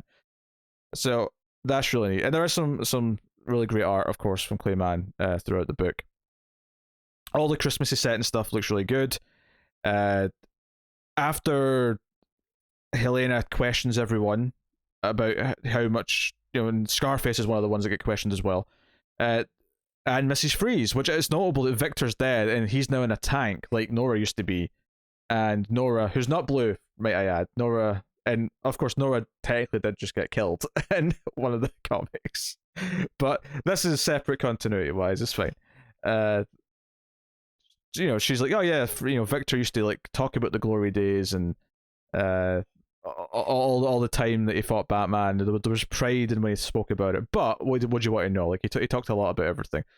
And we see Batman like getting the bomb out of the ice at the ice rink, which a really great panel here of him like kneeling down on the ice rink and the Christmas trees behind him. It's a really nice contrast, especially since you've got the blue color of the ice and then up where the tree is, it's all orangey and stuff because of the glow of the tree. Really nice stuff. I also really love the Joker's bomb. It's a really simple thing, but the digital clock, when it counts to 0, because we see it at like 4 seconds. The other two, the hours and the minutes part, when they're at 0, it becomes the word ha. So it says ha ha. So when the seconds count down to 0, it'll say ha ha ha before it explodes. It's a simple little thing, but I really like it. It's neat. I'll be honest, my biggest takeaway so far is that Nora Freeze is not an ice villain. No, she's not. No, she's a normal human being. Yeah. So, I don't know what Matt was chatting on about. Yeah, Matt was trying to counter. Old woman Selena goes to Penguin after she hears that that he was questioned by her daughter and wants to know what was asked and what he said. And it becomes this really wonderful, this is some of the best art in the whole book, is she's brought a cat with her. And Penguin says something like, oh, maybe you should probably just go home and give that cat some milk or something. It's looking famished. And she's like, oh yeah, the cat's hungry, but not for milk. And she puts the cat down, and the cat lunges at one of the penguins and bites its neck. And there is basically straight out of a horror movie like panel, because it's very blue because they're in like the iceberg lounge or wherever they are. And then there's this close up of the cat's like mouth opened, and it's all red and black and smearing. It's like a horror. It's the sort of thing you do when you're doing like a werewolf attack in a comic, where you'll do like one panel of the blood red kind of like view of the werewolf mouth coming at you, but the cat. And then there's a full page spread, which is back into sort of normal colors, and that is maybe the best page of the whole book. Is the cat, the black cat, just standing on this dead penguin. And looking very sinister. And it's obviously very symbolic. Obviously, she's trying to intimidate Cobblepot. I mean, that's no question. But this idea of how far gone is she? How far gone was she in the past that she felt so guilty about it in her time with Batman? And now she's like basically making threats like this to Penguin. A lot of this book seems to be going down of, okay, like just how villainous was Catwoman before she sort of turned, before she kind of started working with Batman, before that relationship built. And the book starts with her feeling guilty enough and like fessing up to Batman and saying, hey, and she's not had to have the conversation of where she knows about this conversation yet, because he asked where the Joker is. She doesn't know, but it does start with her saying, no, I can't do this, I have to tell him, I have to try and save these people. So it gives you something to cling to of like, okay, no, she obviously there's some morals in there, there's empathy to build on. But then the rest of the issue kind of starts to show more of this darker side of like, yeah, she was a villain once, and then this like show of force with the cat, with the penguin, and I mean the fact that it's literally a cat killing a penguin. I mean the symbolism, it's not even symbolism really at this point. It's to say that's not subtext anymore. That's just text. It's it's Catwoman. The names are literally Catwoman and the Penguin. I mean what she's saying here is very blatant. But yeah, there's a gorgeous 2-page spread of Catwoman and Batman up in the rooftops in the past time. And he's demanding to know where the Joker is. This is after he's gotten the bomb out of the ice. He's demanding to know where the Joker is. It's snowing. So I think if you're a fan of the aesthetic of Batman Returns, you might like that this is set at Christmas and that there's a lot of Catwoman and Batman on rooftops with the snow. And Catwoman just yells at him, what do you want from me? She swears at him even, and he gets all silhouette on her with the eyes like where is it? And she says "F you," and the end of the issue is her jumping off the rooftop, and as she does so, she says, "Come and get me, then come run after me, scare me to death, and tell me how low I am and how high you are, like you do to all your other lovers." and then the final panel is Batman on his own, just with his head down on top of the building. So you have this kind of theme squeaking in of what Batman's villains are to him, and how she kind of views herself in that kind of, plethora of people. And the idea of like what really drives Batman in many ways is the chase of the villains rather than the chase of love, like it is for most people. And it's really this very somber ending, where I also think it's notable that Catwoman effectively is almost rebelling a little bit with Batman, like maybe out of guilt in and of itself. The idea that if she leaves Batman, she won't feel guilty anymore, and I'm sure that's something that, given the fact that she ends up married to him and everything else later on, I'm sure that's something that will be a story beat for her to come out of. But it feels like she's trying to make herself feel better by severing the connection a little bit and diminishing how Batman is with everyone, including her. And it's fascinating. I was assume Matt's not here to talk about this because there's a lot of good stuff in here, for sure. And I think the fact that you have this moment here in the past where she kind of rebels against Batman, combined with the threatening of the Penguin, and then the stuff, and that's in the future, but just combined with all the questioning her daughter does in the future, you really paint this picture of Catwoman where both at the start and the end of the cycle, where she does have this darker side, is quite interesting. And I think a lot of this book is about Catwoman dealing with her past and accepting who she is, and obviously the choices that even she takes in the future, which kind of has her going back the way in some ways. So it is very interesting to me, the idea that her own daughter might ultimately like put her away or have to stop her because of what she's become. Because after all, her daughter is also Batman's daughter, and there's a lot of Batman in her. So we'll see how that goes. The art is gorgeous, though. The art is gorgeous. We got the snow. We have the Christmas trees. That glorious cat and penguin. I don't even want to call it a fight because it's not a fight. It's just a murder. And then that full page spread that looks wonderful. The Phantasm stuff as well. Every time Phantasm's popped up in this book, she's looked great. That mask here, especially, there's like panels where there's like a bunch of like TV monitors behind her, and like the mask is just sort of shown in like darkness with like the robe sort of cloak sort of like shape around it. It just looks really nice. Really smart use of different coloring, which is partly what helps you sort of discern what time period you're in at any given point. So that's really neat. But yeah, so yeah, this is all about the demons of the past. It's a lot about guilt. It's a lot about these things. And I think also, more importantly, perhaps even, it's about what guilt you have and how. Or maybe let me move away from the word guilt here. It's about stuff in your past that only becomes something you even reconsider because someone else kind of provokes you into reconsidering and recontextualizing what you did. So the idea that there's stuff in her past that she was able to live with until there was someone in her life provoking her to be better. In this case, that'd be Batman. And that influence on her makes her revisit these things in her mind, and the guilt of what she's done in her past. And then likewise, at the other end of the spectrum, the idea that she's kind of almost reverting back without him, and what her daughter sees from that. I think there's a lot of interesting plates in the air, but I think it's very important that this book is more of a Catwoman book than it is a Batman book. Obviously, Batman plays into it, as does Joker, but it's all very much about how they all relate to Catwoman. She is very much the main character of this book.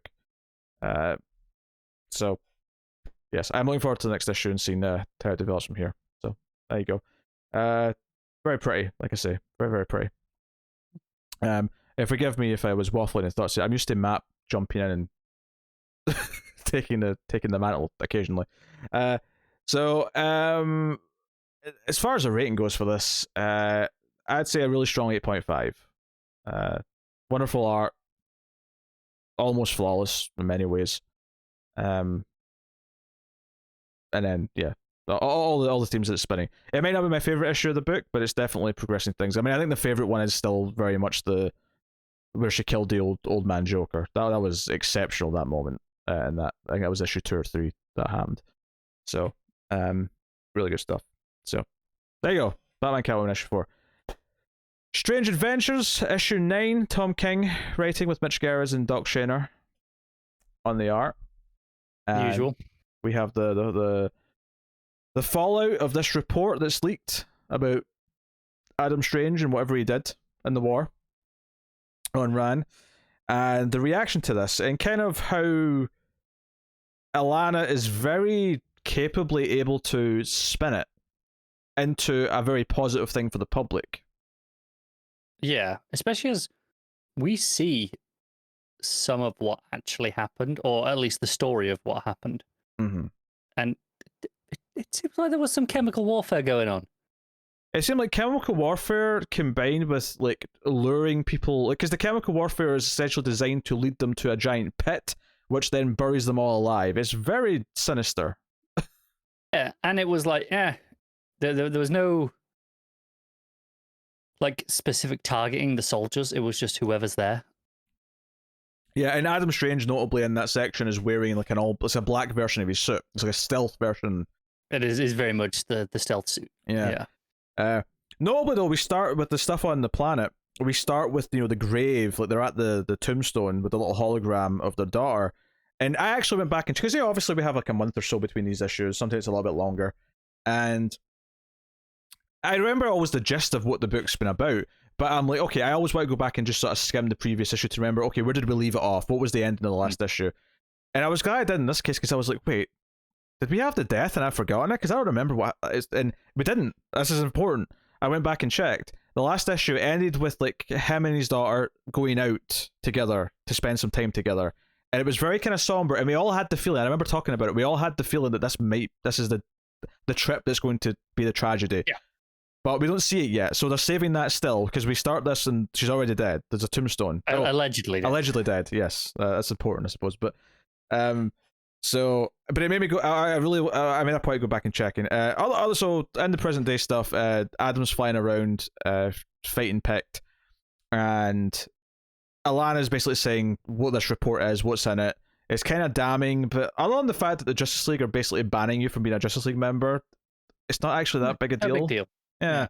Unless you care about hanging out with, Red Tornado. Well, it was Red Tornado. I was trying to remember which one it was. Tornado. Yeah. Unless you miss hanging about with Red Tornado over a cup of coffee, I think you're going to survive. So obviously it's all very pretty. As we see the stealth version of these because he infiltrates this little town, the Pict have got, and he leaves this canister that starts oozing the green gas, which is notably a lot more vivid than any of the other colors in this, because it's all nighttime, so it's all these muted. I mean, it is greens and blues, but it's very muted greens and blues. And when that green gas starts coming out, it's this vivid, almost Joker-esque green. It's fluorescent. Yeah. So it really, really sticks out. And he runs away, and we actually see like a couple of Pict run after him, but like he basically fires one shot, and then the Pict just starts to cough, and then sort of collapses in the green smoke. So it's very clear what this is. Yeah. I think this is a really smart transition, I think, because it goes from him running. Obviously, he's got like a mask on, so he's not going to breathe it in. But it goes from him running from the green smoke as he's just killed someone, and obviously we suspect it's going to cause a lot more casualties by the time it's done. It cuts to Batman, and Adam going to Batman to talk about what's going on. And I think this is a really smart choice. I think this is very intentional. That after he's committed this heinous act, which is not just killing someone, this awful chemical warfare of some of the worst tactics you can possibly use.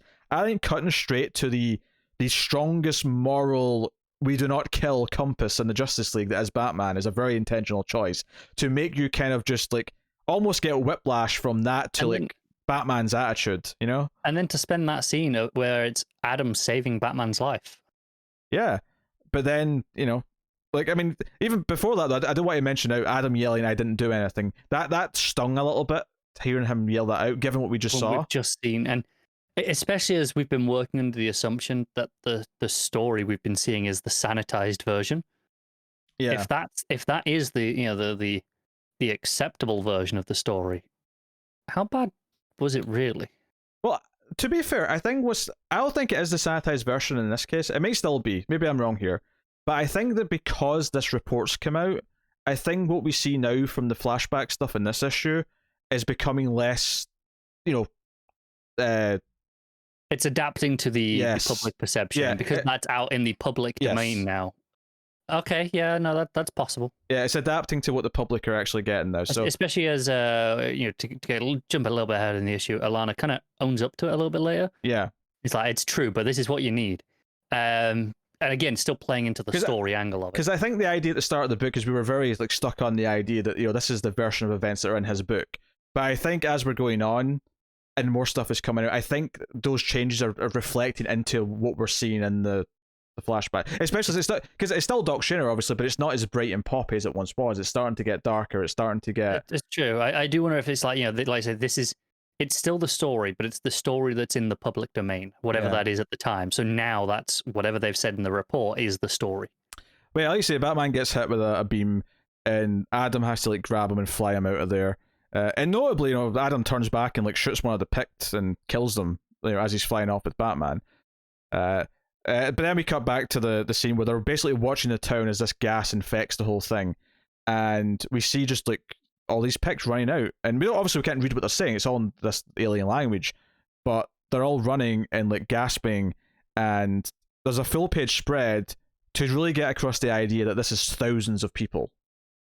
Yeah, they say at least 25,000. Yeah. And they acknowledge that some people maybe survived a little bit on the inside just because of where they are, because maybe they had the right kind of mask that would have protected them or whatever. But we're seeing this play out as Alana's on a news program, which then sort of starts to intersect with Mr. Terrific in a bar, who's also watching this news, and hearing her spin this into, no, this is a time of war. We have to do whatever it takes to win. Adam did the right thing. And trust me, as this war goes on, you're going to be thankful that someone like Adam is on your side. And this comes back to like an age-old story of like, giving up who we are to win the fight. Is it worth it if we lose everything? It's hard not to think of, I don't know, Bush going, well, they got weapons of mass destruction. Got to do it. It definitely feels like some strong parallels, and especially given when King was in the CIA, that wouldn't be surprising at all if that's very explicitly what he's referencing here. It was when the newscaster started talking, after the interview was done, and they started talking about how they kind of agree, like, yeah, I want someone like Adam Strange on our side. Like, yeah, we need people like Adam Strange to win this, because our country comes first, our planet comes first, more specifically. Justice is all well and good, but we've got to be safe first. And obviously, as it's going on, it's getting closer and closer on Mr. Terrific, and then eventually, the bottle of beer that he's holding, he just crushes it in his hand out of anger. But notably, then it intersects back to all these people running, all these Picts running, and then falling down this crevice, this pit that they have engineered. And there's that great panel at the top of the page. It's like, I think we don't even see Adam flying away. We just see the beam of his jetpack in the middle panel. The middle one, yeah.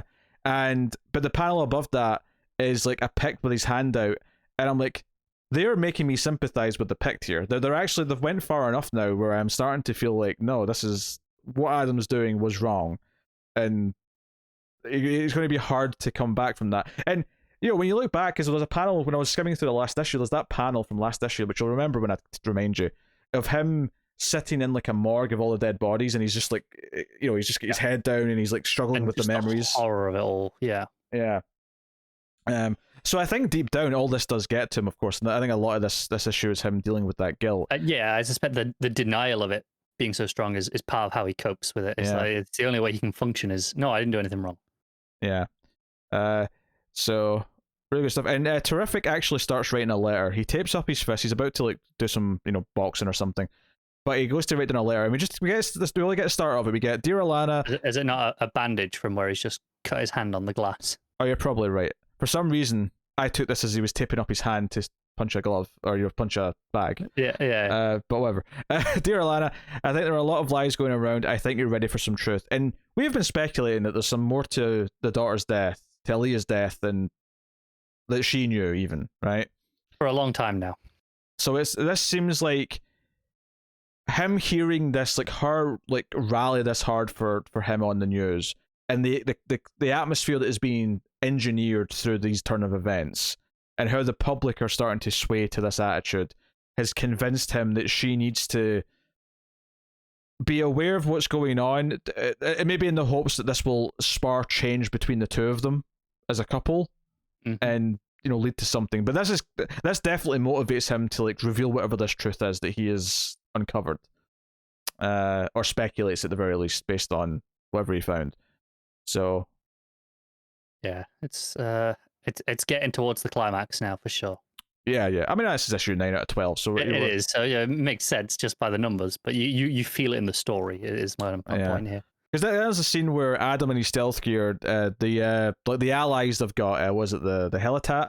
Are just they're killing Pict left and right, and Adam looks up in the middle of all this carnage, and he sees like a billboard. It's like a family photo of him in his red with his wife and his daughter, looking all happy. And he's very angry, looking up at this propaganda essentially, in the midst of everything he's doing.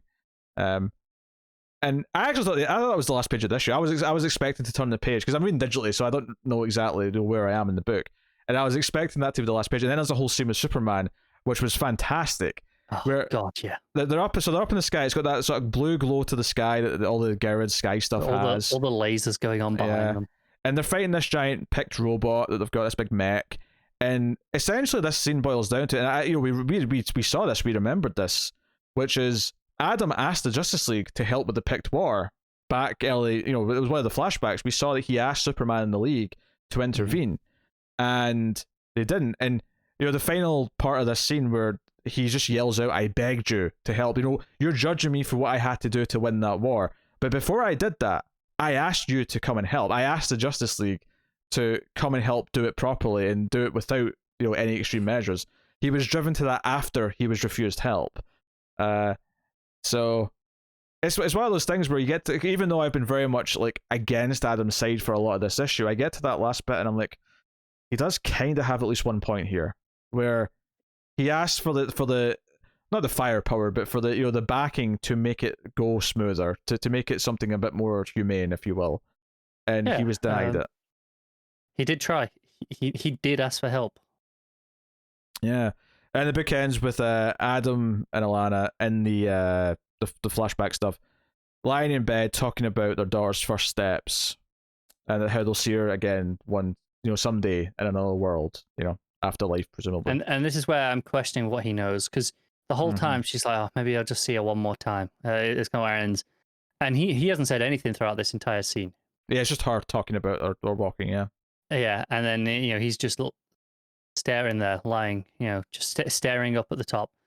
And he just says, "We'll see her again. There's another world." And I wonder. Obviously, there's the obvious, it's there's life after death. It's some comforting, but yeah, that's how. Given obviously the speculation of how we think maybe he knows more than she does. Yeah, I mean, and obviously I said afterlife because that's how it reads in a vacuum, and that's how it sounds to her in the scene. I mean, it could literally be whatever deal he made for something to win this war, or whatever, involved giving her up to someone who took her to another planet, like literally another planet. It could be that literal, what he's saying here at the end. It could.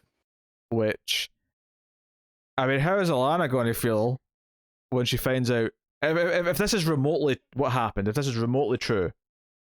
Like, Alana's reaction to this is going to be, given how, because she was presented early on, we were so convinced that she was like the one running the show effectively, and sort of conniving evil woman behind it all. Yeah. And there's maybe some negative influence in the sense that she does kind of try and overly justify everything he's done a bit too much. So he's it's kind of luring him into that denial more. But at the same time, she is under the impression that a lot of her like animosity, a lot of her, like, I'm sure she hated the Pict before her daughter's death because they're already at war with them. I'm sure she had very strong feelings, but they could only have shot up dramatically after she believed they're responsible for her daughter's death. Everything she is saying, everything that drives her in the last several years is because of that moment, that incident. So I can't, like, I'm excited about seeing how it's handled, like seeing what this revelation is, having her read this letter, having her confront Adam. These scenes are, storytelling can sometimes be very passive, where I'm like, it's okay, yeah, I'm having fun with it. I'll see what they do next time. But when storytelling is really good, it's when there's in specific moments that I cannot wait to see how they tackle it. And despite all of it, this, I know that no matter what we're predicting, we're not there. We haven't quite got it, whatever it is. Mm-hmm. Like, for maybe she does know. Maybe Terrific's wrong. Maybe she does know the truth. It just she didn't know when he wrote the book, but she does now. Like I don't know what she does and doesn't know, and I don't know what it is that she does or doesn't know either. Like there's so much potential still for this that it's wide up, and of course that means there's potential for it to be unsatisfying. That's always the case. But when the rest of the story is being delivered this well, you kind of just put your faith in that. No, this gaping void that we're kind of swirling around. It's not gonna disappoint us, whatever it is. I'm sure. I don't think so, and I think it's because, and King has proven this with Mr. Miracle especially, but it's everything in this book. Like, yeah, all the war stuff is cool. Like seeing like the Justice League fight the Pict and all that has been a fun backdrop to what's going on, but that's not what the story's about. It never has been. So all this has to be is that Adam made a choice to do something, and as long as that choice has a repercussion and how Alana's going to see him, and adds more to his guilt or more to his denial or PTSD or whatever, all of that, as long as it does those things, it'll be satisfying. It doesn't matter what the exact thing is. I agree. It's almost irrelevant. It's just about however they react to it is the important part of this story. So, obviously the artists, I mean, we mentioned some of the moments, but the colouring, the contrast. Every damn issue. I think obviously a big thing here is the colouring on Shaner's stuff. Does Shaner do his own colours? I can't remember. Yeah, they both do. Yeah, they both do. But intentionally, the colour palette of Shaner's stuff is completely changing as the story goes. It's almost getting closer to the colour palette of the Gerads stuff. It is, but I love the colour palette of the Gerads stuff, because even that's shifting throughout this issue. Like all the stuff with Adam is these pale blues and greens.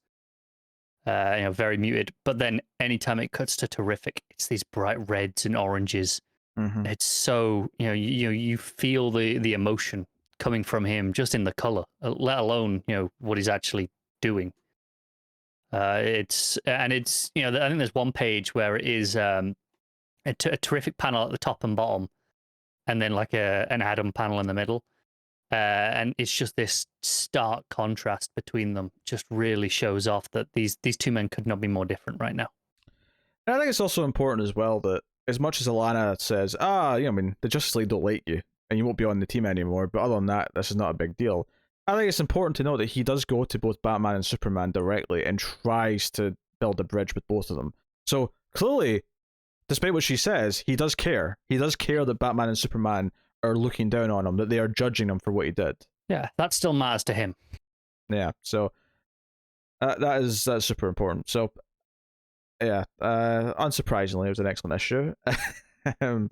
There's so much good. I almost want to reread like all the issues before, if not the final one, maybe before 11. Like, and just sort of be really kind of like have a solid footing of like remembering everything that's came before those last one or two issues. But we'll see if I have time for such a thing. But really, really good stuff, which keeps impressing. And it's one of these things like I can't believe how quickly I've stopped. Like, I still hate Heroes in Crisis and what it did, and we just talked about how the effect it's had on Wally earlier in this episode.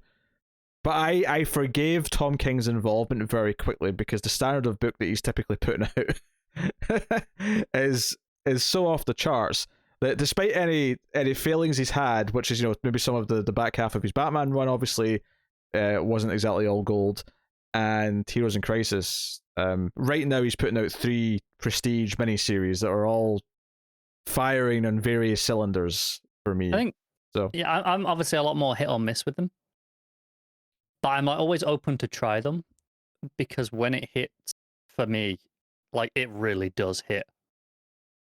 When he misses, I mean, at the end of the day, I don't care too much. Heroes in Crisis being the one exception, because for the most part, okay, he's doing a book that's probably mostly out of continuity anyway, and fine, if I don't like it, that's fine. It's not for me. I just won't read it. Not a big deal. Heroes in Crisis is obviously a bit of a different exception where that had impact on shit I care about. But like when it lands, it's so good. Yeah.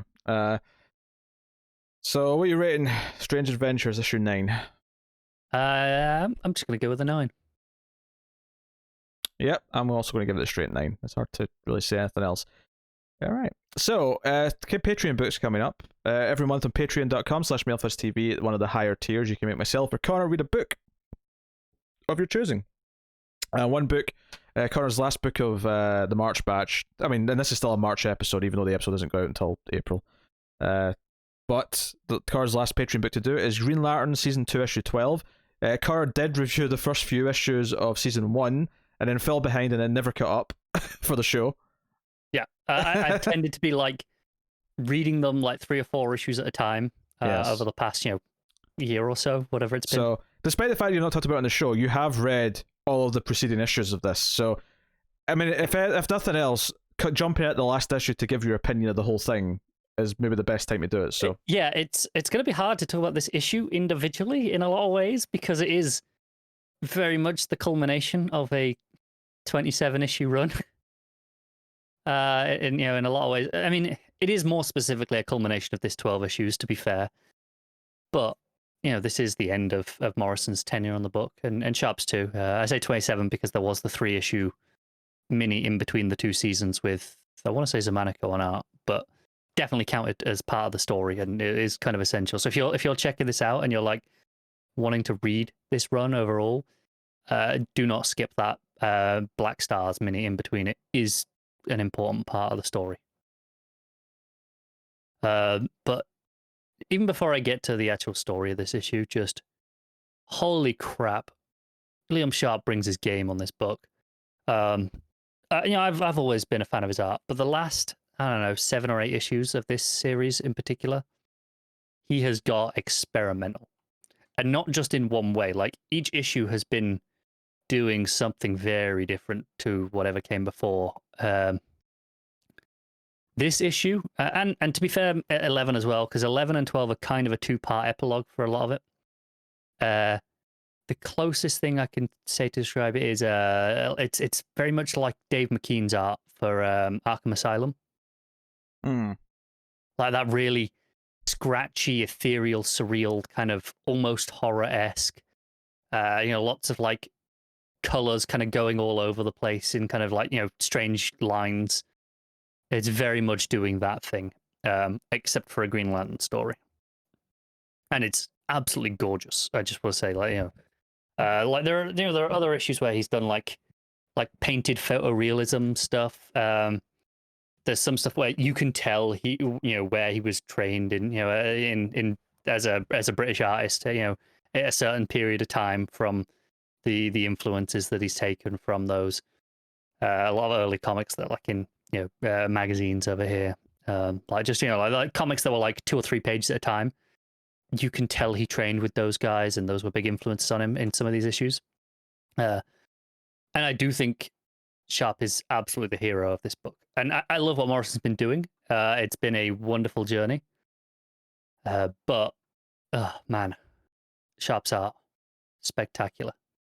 But this issue, right, where to start to sum this up? Very briefly, the overall gist, there was something going on called the Ultra War, which was basically reality was at war with itself. Everything was at war. It was going to be person against person, atom against atom, until eventually there was nothing left. And it was seemingly stopped at the end of issue 10, but then it was like, oh, actually, maybe there's more to it, here in these last couple of issues. But we are back on, I want to say the planet's called Athmora, which was, I think, from earlier in season 2, which is the planet, which is like the fantasy planet, basically. And it had Sir Hal of the Lamp, which is what his name is there, basically. And the concept of that planet is it was frozen in time by Abin Sur. Not in a malicious way. It was the only way to save their planet from something or other. So they couldn't advance any further. But they were like just stuck there.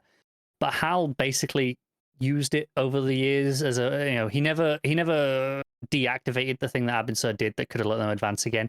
He kind of used it as his own little place where he could go and be the hero and just kind of let off some steam almost. But in this final issue, we're back to this planet. He hasn't got his power ring because that was lost at the end of the previous year. It was taken more specifically by the big reveal at the end of issue 11 was Hector Hammond is behind a lot of this stuff. Because of course he is the big-headed bastard. And a lot of Hal Jordan's typical villains are here on this planet now, along with Hammond. You've got Major Disaster, Black Hands here. A bunch of others. And you basically have Hal without his power ring. He has a big green sword and a shield, and he has to fight through all of these this fantasy world to reach Hammond. And it's as he's going through, kind of realizing that he probably needs to be better as well. Like it's all well and good, fighting the villains, but he needs to be better on a societal level and kind of advance things when he doesn't just have to. He doesn't just have to fight. He has to actively try and be better. And there's a lot of clear stuff that Morrison's talking about here. It's for us as people, it's all well and good. Us, sticking up for someone when they're in trouble. To think recently, it's all well and good. People donated to Black Lives Matter charities and supported those movements as they were happening. But that's kind of not enough. We can't just all right. We did our part. We contributed when it seemed like it mattered. There's an ongoing fight that we kind of all have to be present for in moving society forward and not just letting it stay where the problem is.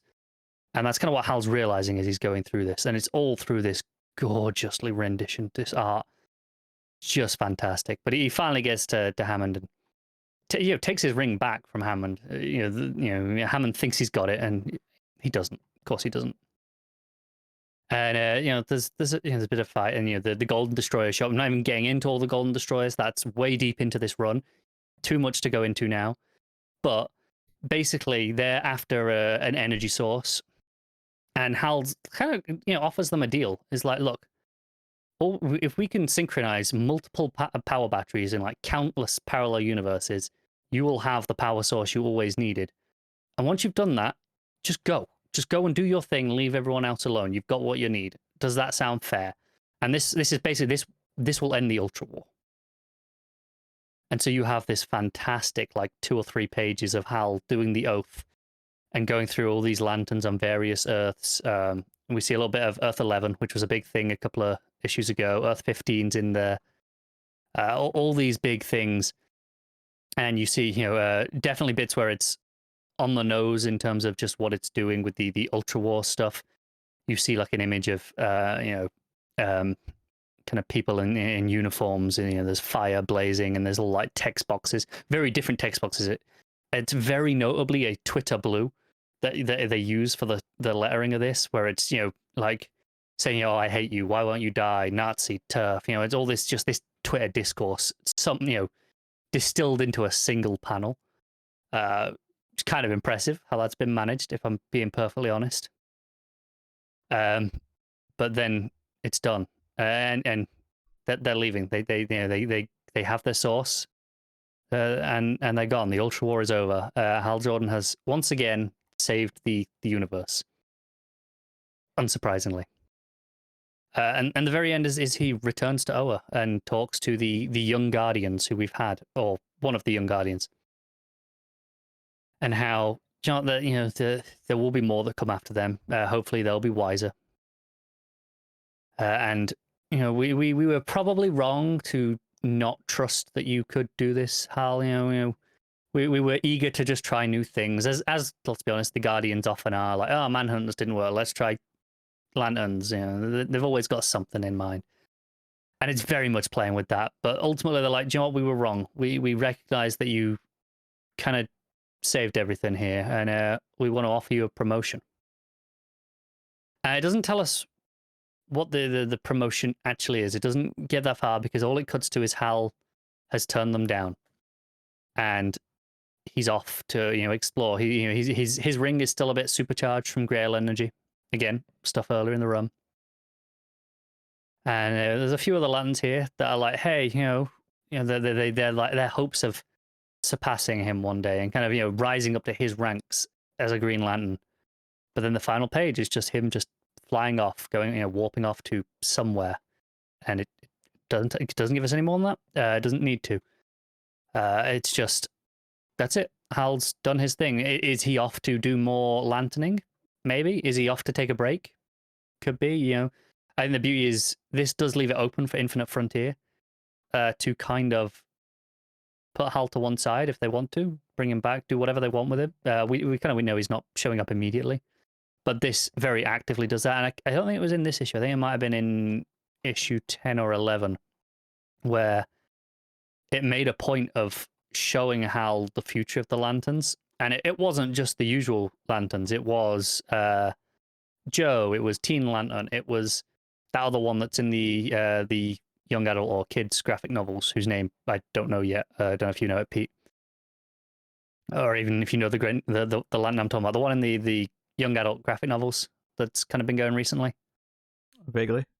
Yeah, but a point that they're the future of the Lantern Corps, not him. And again, it's hard not to see Morrison kind of being very semi-autobiographical here and kind of placing himself as Hal, being, he clearly doesn't know if there's any place left for him in mainstream superhero comics. He's had his day, as Hal has, but maybe now it's time for the next generation to come forward and they will one day rise to the heights that he has and kind of tell their stories. There's a lot of this book overall that very much feels like Morrison is saying goodbye to superhero comics, and not in a sad way, but more just as a statement as to why he believes he's kind of run his course. And not that he doesn't have any more stories to tell either, but more just that he kind of wants to make room for those coming through, and let those names kind of have the spotlight instead. In the same way that he's kind of given the option here to take Hal off the table, so there is no obligation to do a Hal book. We can have, a Joe book instead, and it can be her turn to shine now. And all this stuff is really excellent. Like, this issue is a fantastic issue. I think overall, 10 is the stronger end to the series, quote unquote, because it has the big climax, all the stuff with the multiple Earths, the antimatter universe, the Ultra War, all that stuff in that issue is phenomenal. And then these last two issues are very much Morrison's final goodbye, this epilogue. But they're so good. I absolutely recommend this book to check out. Just go read it on DC Universe Infinite if you have to. I mean, I think up to about halfway through season 2 is there already. You won't have long to wait for this. 6 months for it to all be there. But yeah, no, this issue, it's probably a 9, which tells you how highly I rated like issue 10. If this was a 9, and then that was the better end to the series. But yeah, great book, and again, Sharp's art. Okay. All right. Well, I am reading Animal Man, issue 7. I was right, and also by Morrison, of course. There's another one and done as far as a story goes. There's a lot of these. We had a little arc for the first 3 or 4 issues, but then we've moved on to standalone stories. We start on a 6-panel page, just 6, very sort of tall panels. It's just white. Then there's a splat of red. Could be blood. Could be paint. It's such a Morrison opening to a book, isn't it? And then there's 2 splats. Then there's more splats, and then by the time you get to the 6th panel, it's just all red. Right, that's your first page. I think the line work on this page may be the easiest line work that the artist has ever done. I bet you, though, you just know Morrison was ultra picky about where these splashes were. Part of me even wonders, does it even need line work? I feel like you just go to the colors and go, just splat, just flick some paint at it and call it a day. and I'm joking, but then we start, the next page starts on a close-up of Red, camera, as it were, pulls back and reveals a character who we find out is called Red Face, he's called. But although that said, his mask is very Red Hood, and I'm talking old school Red Hood, the dome style of the tall mask. one. Yeah, it's not quite as tall as that, but it's basically the same thing, just like a little bit shorter. But he's got up to the top of a building. The context for the first page is we see just as he's leaving the bathroom that the sink has a lot of blood in it, so he's been coughing up blood, and he's kind of coughing in his helmet as he's going up to the top of the building. And he goes to the edge, and there's like a fire across the street. There's like clearly some chaos going on in the city, wherever he is. And he gets to the edge, he's standing there like he's about to jump off. And then there's like, hey, there's a full page spread. Animal Man's behind him saying, hey, don't jump, don't do it. And the story's called The Death of Red Mask. I said Red Face, sorry. Red Mask. I knew it wasn't Red Hood, right? I just like, it's definitely not Hood. It's not Hood. Don't say Hood. And then we flash back slightly to sort of why Buddy's there. He's talking to Cliff on the phone. He's not been home in a few days. There's been some kind of weird alien invasion going on, but there's these weird red robots going around the city attacking people. And they're really old school, like 50s sci-fi movie, clunky, not really efficient, fairly easy to beat. Even the police are having a fairly easy time taking them down. But Buddy's helping. He's taking care of some of them. He drops one robot into another robot. And when I say classic, I do mean classic. I mean, the arms are like the sort of the tubing that you get in the washing machine kind of look to it. With just the sort of claw hands and stuff like that. He talks to the police officer for a little bit, but he says that he has to go home. He's not seen his family in a while, and he's flying away from the city when he sees Red Mask on the building. But the story really becomes about Red Mask because he comes down, he tries to tuck him off the ledge. Red Mask is coughing. And he asks, like, who are you? You kind of thing. And he's like, you don't know who I am? He takes off his mask and he's like I'm Red Mask. You don't know who I am? I'm a supervillain. Come on. And he tells his story. He tells, like, his origin, which is like a meteor crashed in front of him and he touched it and it gave him the death touch. And he always wanted to fly. Like, he always imagined he could fly. He wishes he could. In fact, one of the first things he says to Buddy, which I thought was a really interesting response, was like, wait, why are you assuming I can't fly? why are you assuming this is a suicide? Why couldn't this be me taking off? You just assumed that I'm not a flyer. Which maybe in a comic book universe, that's a fair thing to say. But it's a really good line. It talks about how he accidentally killed his dog. Like, after he woke up from touching the meteor, he kills his dog by touch. And that's how he learns what his powers are. He's like, I didn't get, super strength. I didn't get flight. I got touch of death. So, of course, I became a villain. I can't be a hero with touch of death. Like, it doesn't work. So he had this partner. They made some money, but they were never really big time. They fought like a C-lister at one point. They fought Captain Triumph. He says maybe he should have joined the Justice Society in his time, but it never happened. And it's this kind of story of regret and the story of like the hand it was dealt to him. And it's a really sad story. A robot almost crashes into him at one point. And because they're his robots, and he says, "Oh, that robot's going to explode in 15 seconds," so Buddy has to like throw it into the air, and he's like, "Look, you're not such a bad guy," and he's like, "What do you mean I'm not a bad guy? I've got the touch of death. I wear this silly costume.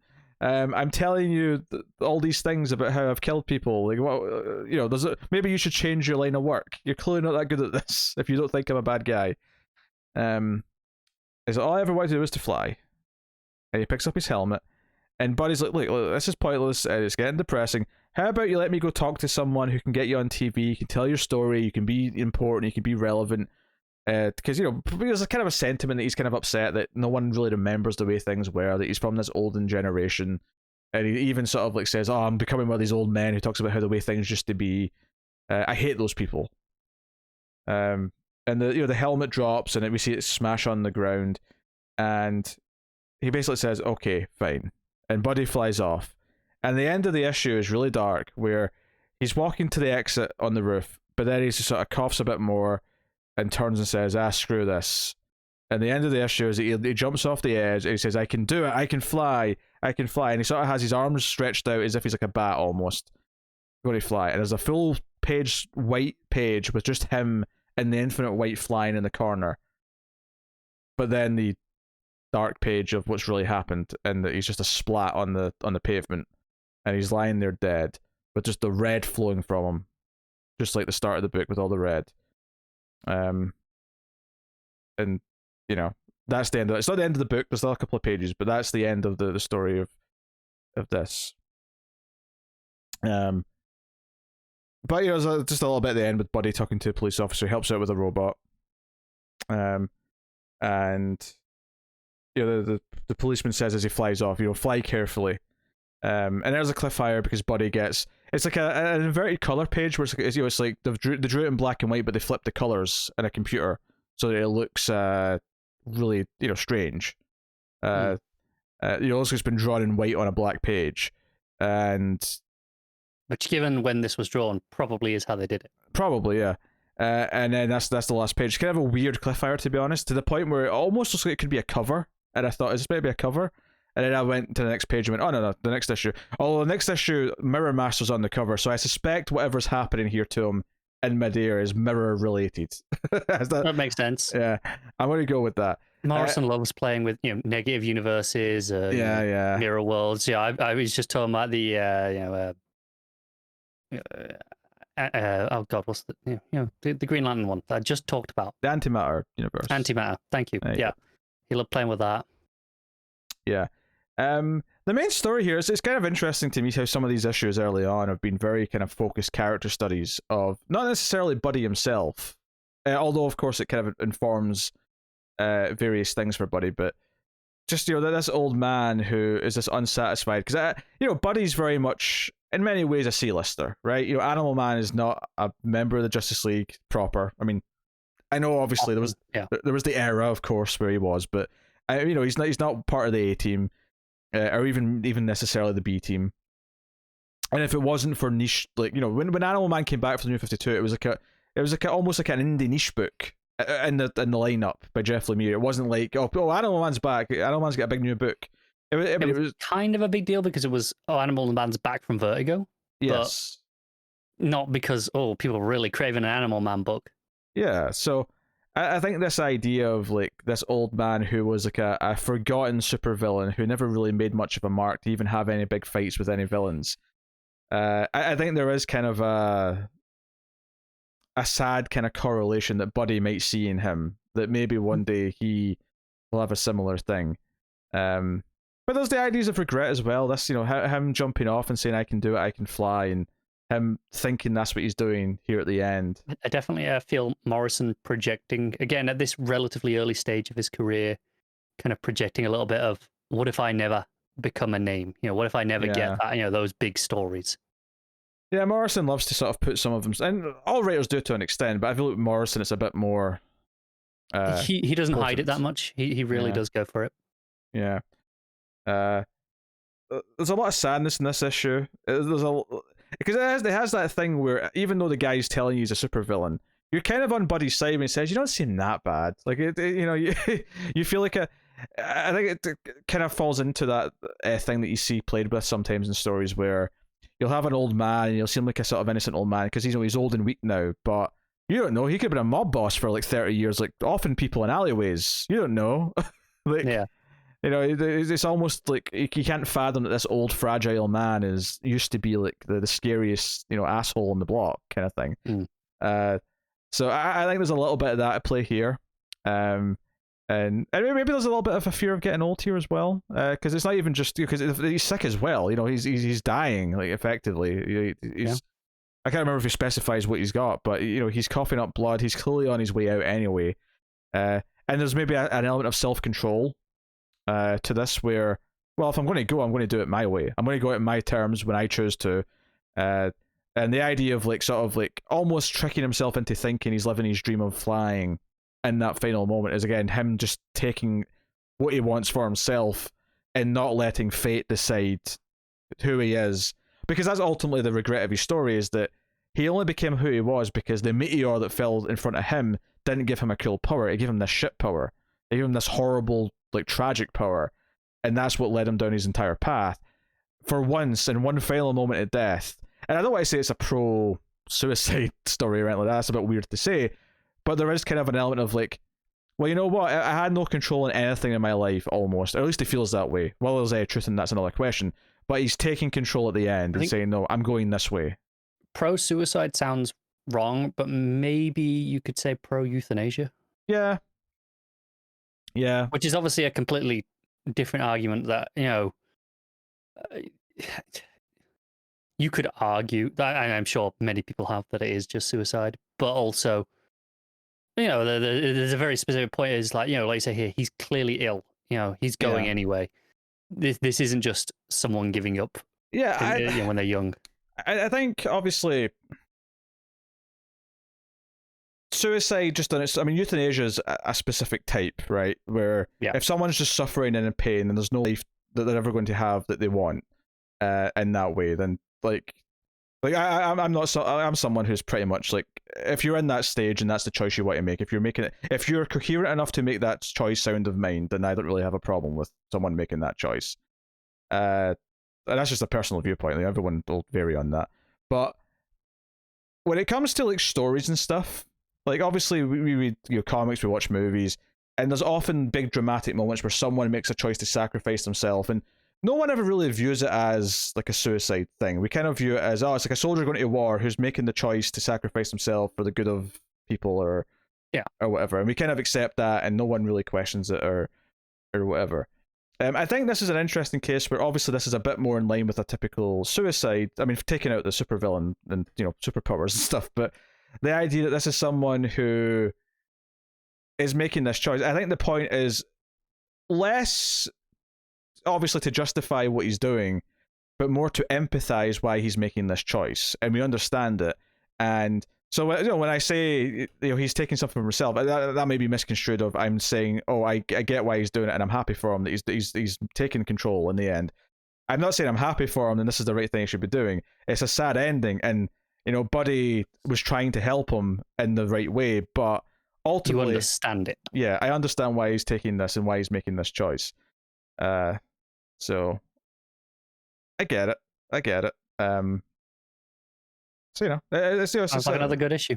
There's another good issue. I can't deny it. It gets the brain going and makes you think about what the character's doing. So I'm very, and Buddy's self-worth does seem to be a running theme. I think even the Coyote issue as well kind of played into that a little bit. So I'm very curious about when we start to focus on Buddy again, presumably in a proper arc that will be coming sooner or later. I imagine like Buddy and how he views himself and his self-worth with his family and in the public eye are going to be running themes. Just the more it's been going, the more it feels like it's really tapping into some of that stuff. So no, really good issue. Again, I'm enjoying the run. So issue 7, these are weird to rate. The sequencing, like, the art obviously is a bit more simplistic than a modern comic book, but the sequencing and how it tells its story, the flow of the story is very, very strong. So because of that, I think overall I am probably going to give this a 9. So there you go. That's Animal Man issue 7. That'll take us out of the part of the show where we pick our favourite stuff of the week, favourite panel/moment, favourite cover, favourite art, and of course we'll rank the books we read. I mean, top 5, but right now there's always less than 5 books, so just we're ranking the books. So starting off with panel/moment, what do you have? Interestingly, I'm actually choosing something from Superman vs. Imperious Lex. Go on. Which is probably a shock given how little we really kind of delved into that book. But there's a panel early on where Superman just says, nobody deserves mercy. That's what makes it mercy. I just thought that was a great panel. And as much as I love like Strange Adventures this week, because of course I do, I don't think it had a moment that stood out to me in the same way. Sure. I am going to pick Strange Adventures, I think. Oh no, I'm not. I was almost going to give it to the full panel of all the people running from the town, all the picked running from the town. Good. I'm assuming you're picking something from Batcat. I am. I am going with the triumphant cat over the penguin. That is a glorious full page spread.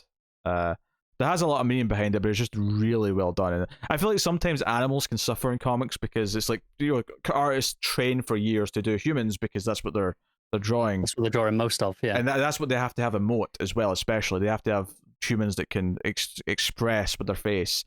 So it's really impressive when I see some good animal stuff. So, and I don't know, I'm sure some of the skills do transfer, obviously, but it's a bit different as well. So that's that. Best cover. I suppose I'll just jump in here. It's kind of easy for me, to be honest. I mean, the two Strange Adventures covers are good. The only other one that I'm looking at, funnily enough, just having looked at them all, is the variant for Imperious Lex is actually quite nice. I liked it until I saw it a bit bigger, and then I didn't like the face.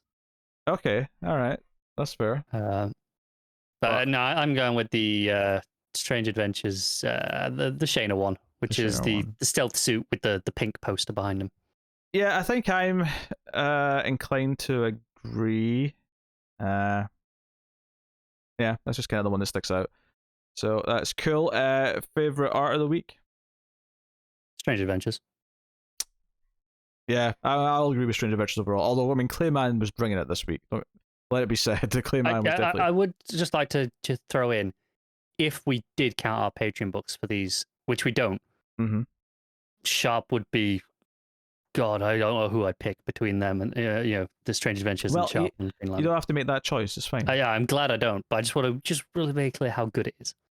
And then just ranking the books. On you go. I mean, Strange Adventures, Superman Imperious Lex, Flash. There you go. I'm number 1 is Strange Adventures. Number 2 is Batcat. Number 4. Number 3 is Imperious Lex. Number 4 is Flash.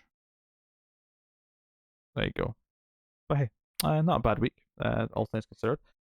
So I'll tell you what's coming next week from DC Comics. So the first batch of books from April officially, we got Batman 107, so that should be interesting. Joker Harley Criminal Sanity issue 8 is coming out. And I was enjoying that book. I wanted to be clear that it was just the gaps between issues made it really hard to remember what was going on, which is the only reason why I stopped covering it on the show.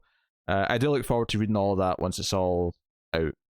But those gaps are pretty intense. They're like 3-4 months at a time sometimes. Yeah, because I think I read like 5 of them, maybe at least 4. So the fact that it's only on issue 8 now, and I've not read one in ages, so that gives you when the last issue came out. The last issue came out. I really thought this might tell me at a glance. End of January, I think.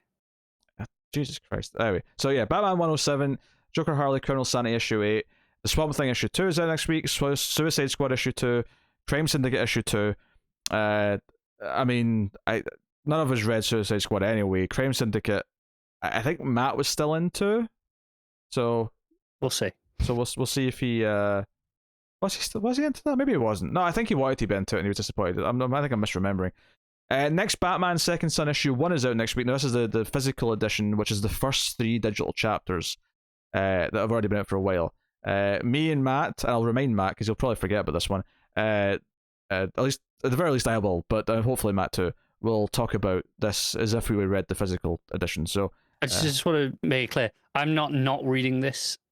I will be talking about it come issue 2. It's only because I'm not here next week. Aye, sure, yeah, that's what I meant. Yeah. But we do have Green Lantern issue 1, so we'll get to try out that new run, see how that is. Curiosity. We got Man Bat issue 3, of course. Another digital reprint. We got Sensational Wonder Woman issue 2, and the Dreaming Waking Hours issue 9 is also out. So again, it's again the number of books is slightly slim, especially since none of us are touching Suicide Squad. Getting up there though, like that's more books than the last couple of weeks for sure. Not in terms of what we cover. I mean, Green Lantern swapped the Suicide Squad, but other than that, I mean, what next Batman's the only real thing added on to the actual list of books in terms of numbers. I mean, sure, but I think just in terms of just overall publishing, it still feels like there's a bit more coming out next week than there was the last couple. Oh yeah, that's true, but I think we're reading about 5-ish. But yes, but most of the stuff that you hear, I mean, it's just stuff like the Dreaming Waking Hours coming back whenever that was before. This is sort of mixing in Criminal Sanity is just mixing in a book that's been kind of missing for a while. So we'll see. But that's what's coming up next week. I am looking forward to Batman and Swamp Thing, if nothing else, because I enjoyed the last issues, and next Batman as well, because the next Batman story in Future State was really good. So I'm looking forward to reading that. And I hope Green Lantern's good. I do hope. I really do hope. So that is what's coming next week from DC Comics. I will take this time to thank our Patreon producers for the month, this is now the April list of names. Tyler Hess, Cindy Palacios, David Sharp, Board Now, Al Treisman, Christopher Moy, David Brown, and Stanley. And thank that last name there, Stanley, because Connor's going to have to read Harley Quinn with Riley. That's who I have to blame for this shite. That's who you have to blame. Stanley, you just made the list. The Patreon producer list, which I just read out. It's a very, very prestigious list. Not the only list. Very prestigious list that you should all be happy about. You can, of course, support us over at patreon.com/MailFuzzTV for as little as $1 per month. The $5 tier in particular is maybe where you're most interested if you're a comics from the Multiverse fan, because that's where you get the show a day early if you're at that tier. So go and have a look and see if you're interested in supporting the content and keeping everything coming. So go have a look. Of course, you can support us for free by simply hitting the like button and commenting and subscribing on YouTube, or rating the podcast like 5 stars and leaving a review on iTunes, whatever podcast platform you get the show on. Or, of course, just by sharing us out on Twitter. Of course, you can find us at DC Comics Podcast. I'll also take this time to thank everyone who sent in their lists, the submissions for the top 50 DC Comics characters. There'll be a results countdown show later this month. We're doing this to celebrate hitting episode 250 and our 5-year anniversary, so that's coming up later this month. I really hope some of my list made it on. Well, I've already inputted all the data. I know who's won. I know what the surprises are. You know how little impact my list had. I won't lie to you, audience. I submitted a bit of a joke list just at Peter's expense. Yes. I regret nothing. Yes. He thought he would just think of 20 of the most obscure Green Lantern characters he could possibly think of. They're not all Green Lanterns. Like most of them were. They were all lanterns. They weren't all green. Well, when I say Green Lanterns, I mean Green Lantern characters. So like 20 out of 25 were Green Lantern characters. Yeah, the other 5 were just other lanterns. But guess who wasn't on there? And we'll see how much of an effect that had when the results come in, which I have. I know what they are. I'm excited to do the episode. If he is the top lantern, I quit. So that is coming later this month, and we're going to try our damnedest to make sure all 3 of us can be on that results show. But we'll see what happens. If we have to keep pushing it because Connor can't make it, it might end up just being me and Matt. But we'll try our damn best to. Scheduling is a bitch when I don't have shifts in advance. But it is going to be April where you get those results. So look forward to that later this month. But yeah, that is the show. That's episode 247. So thank you very much for joining us once again for Comics from the Multiverse, and we'll see you next time. So keep reading DC Comics, and remember to never get lost in the Speed Force.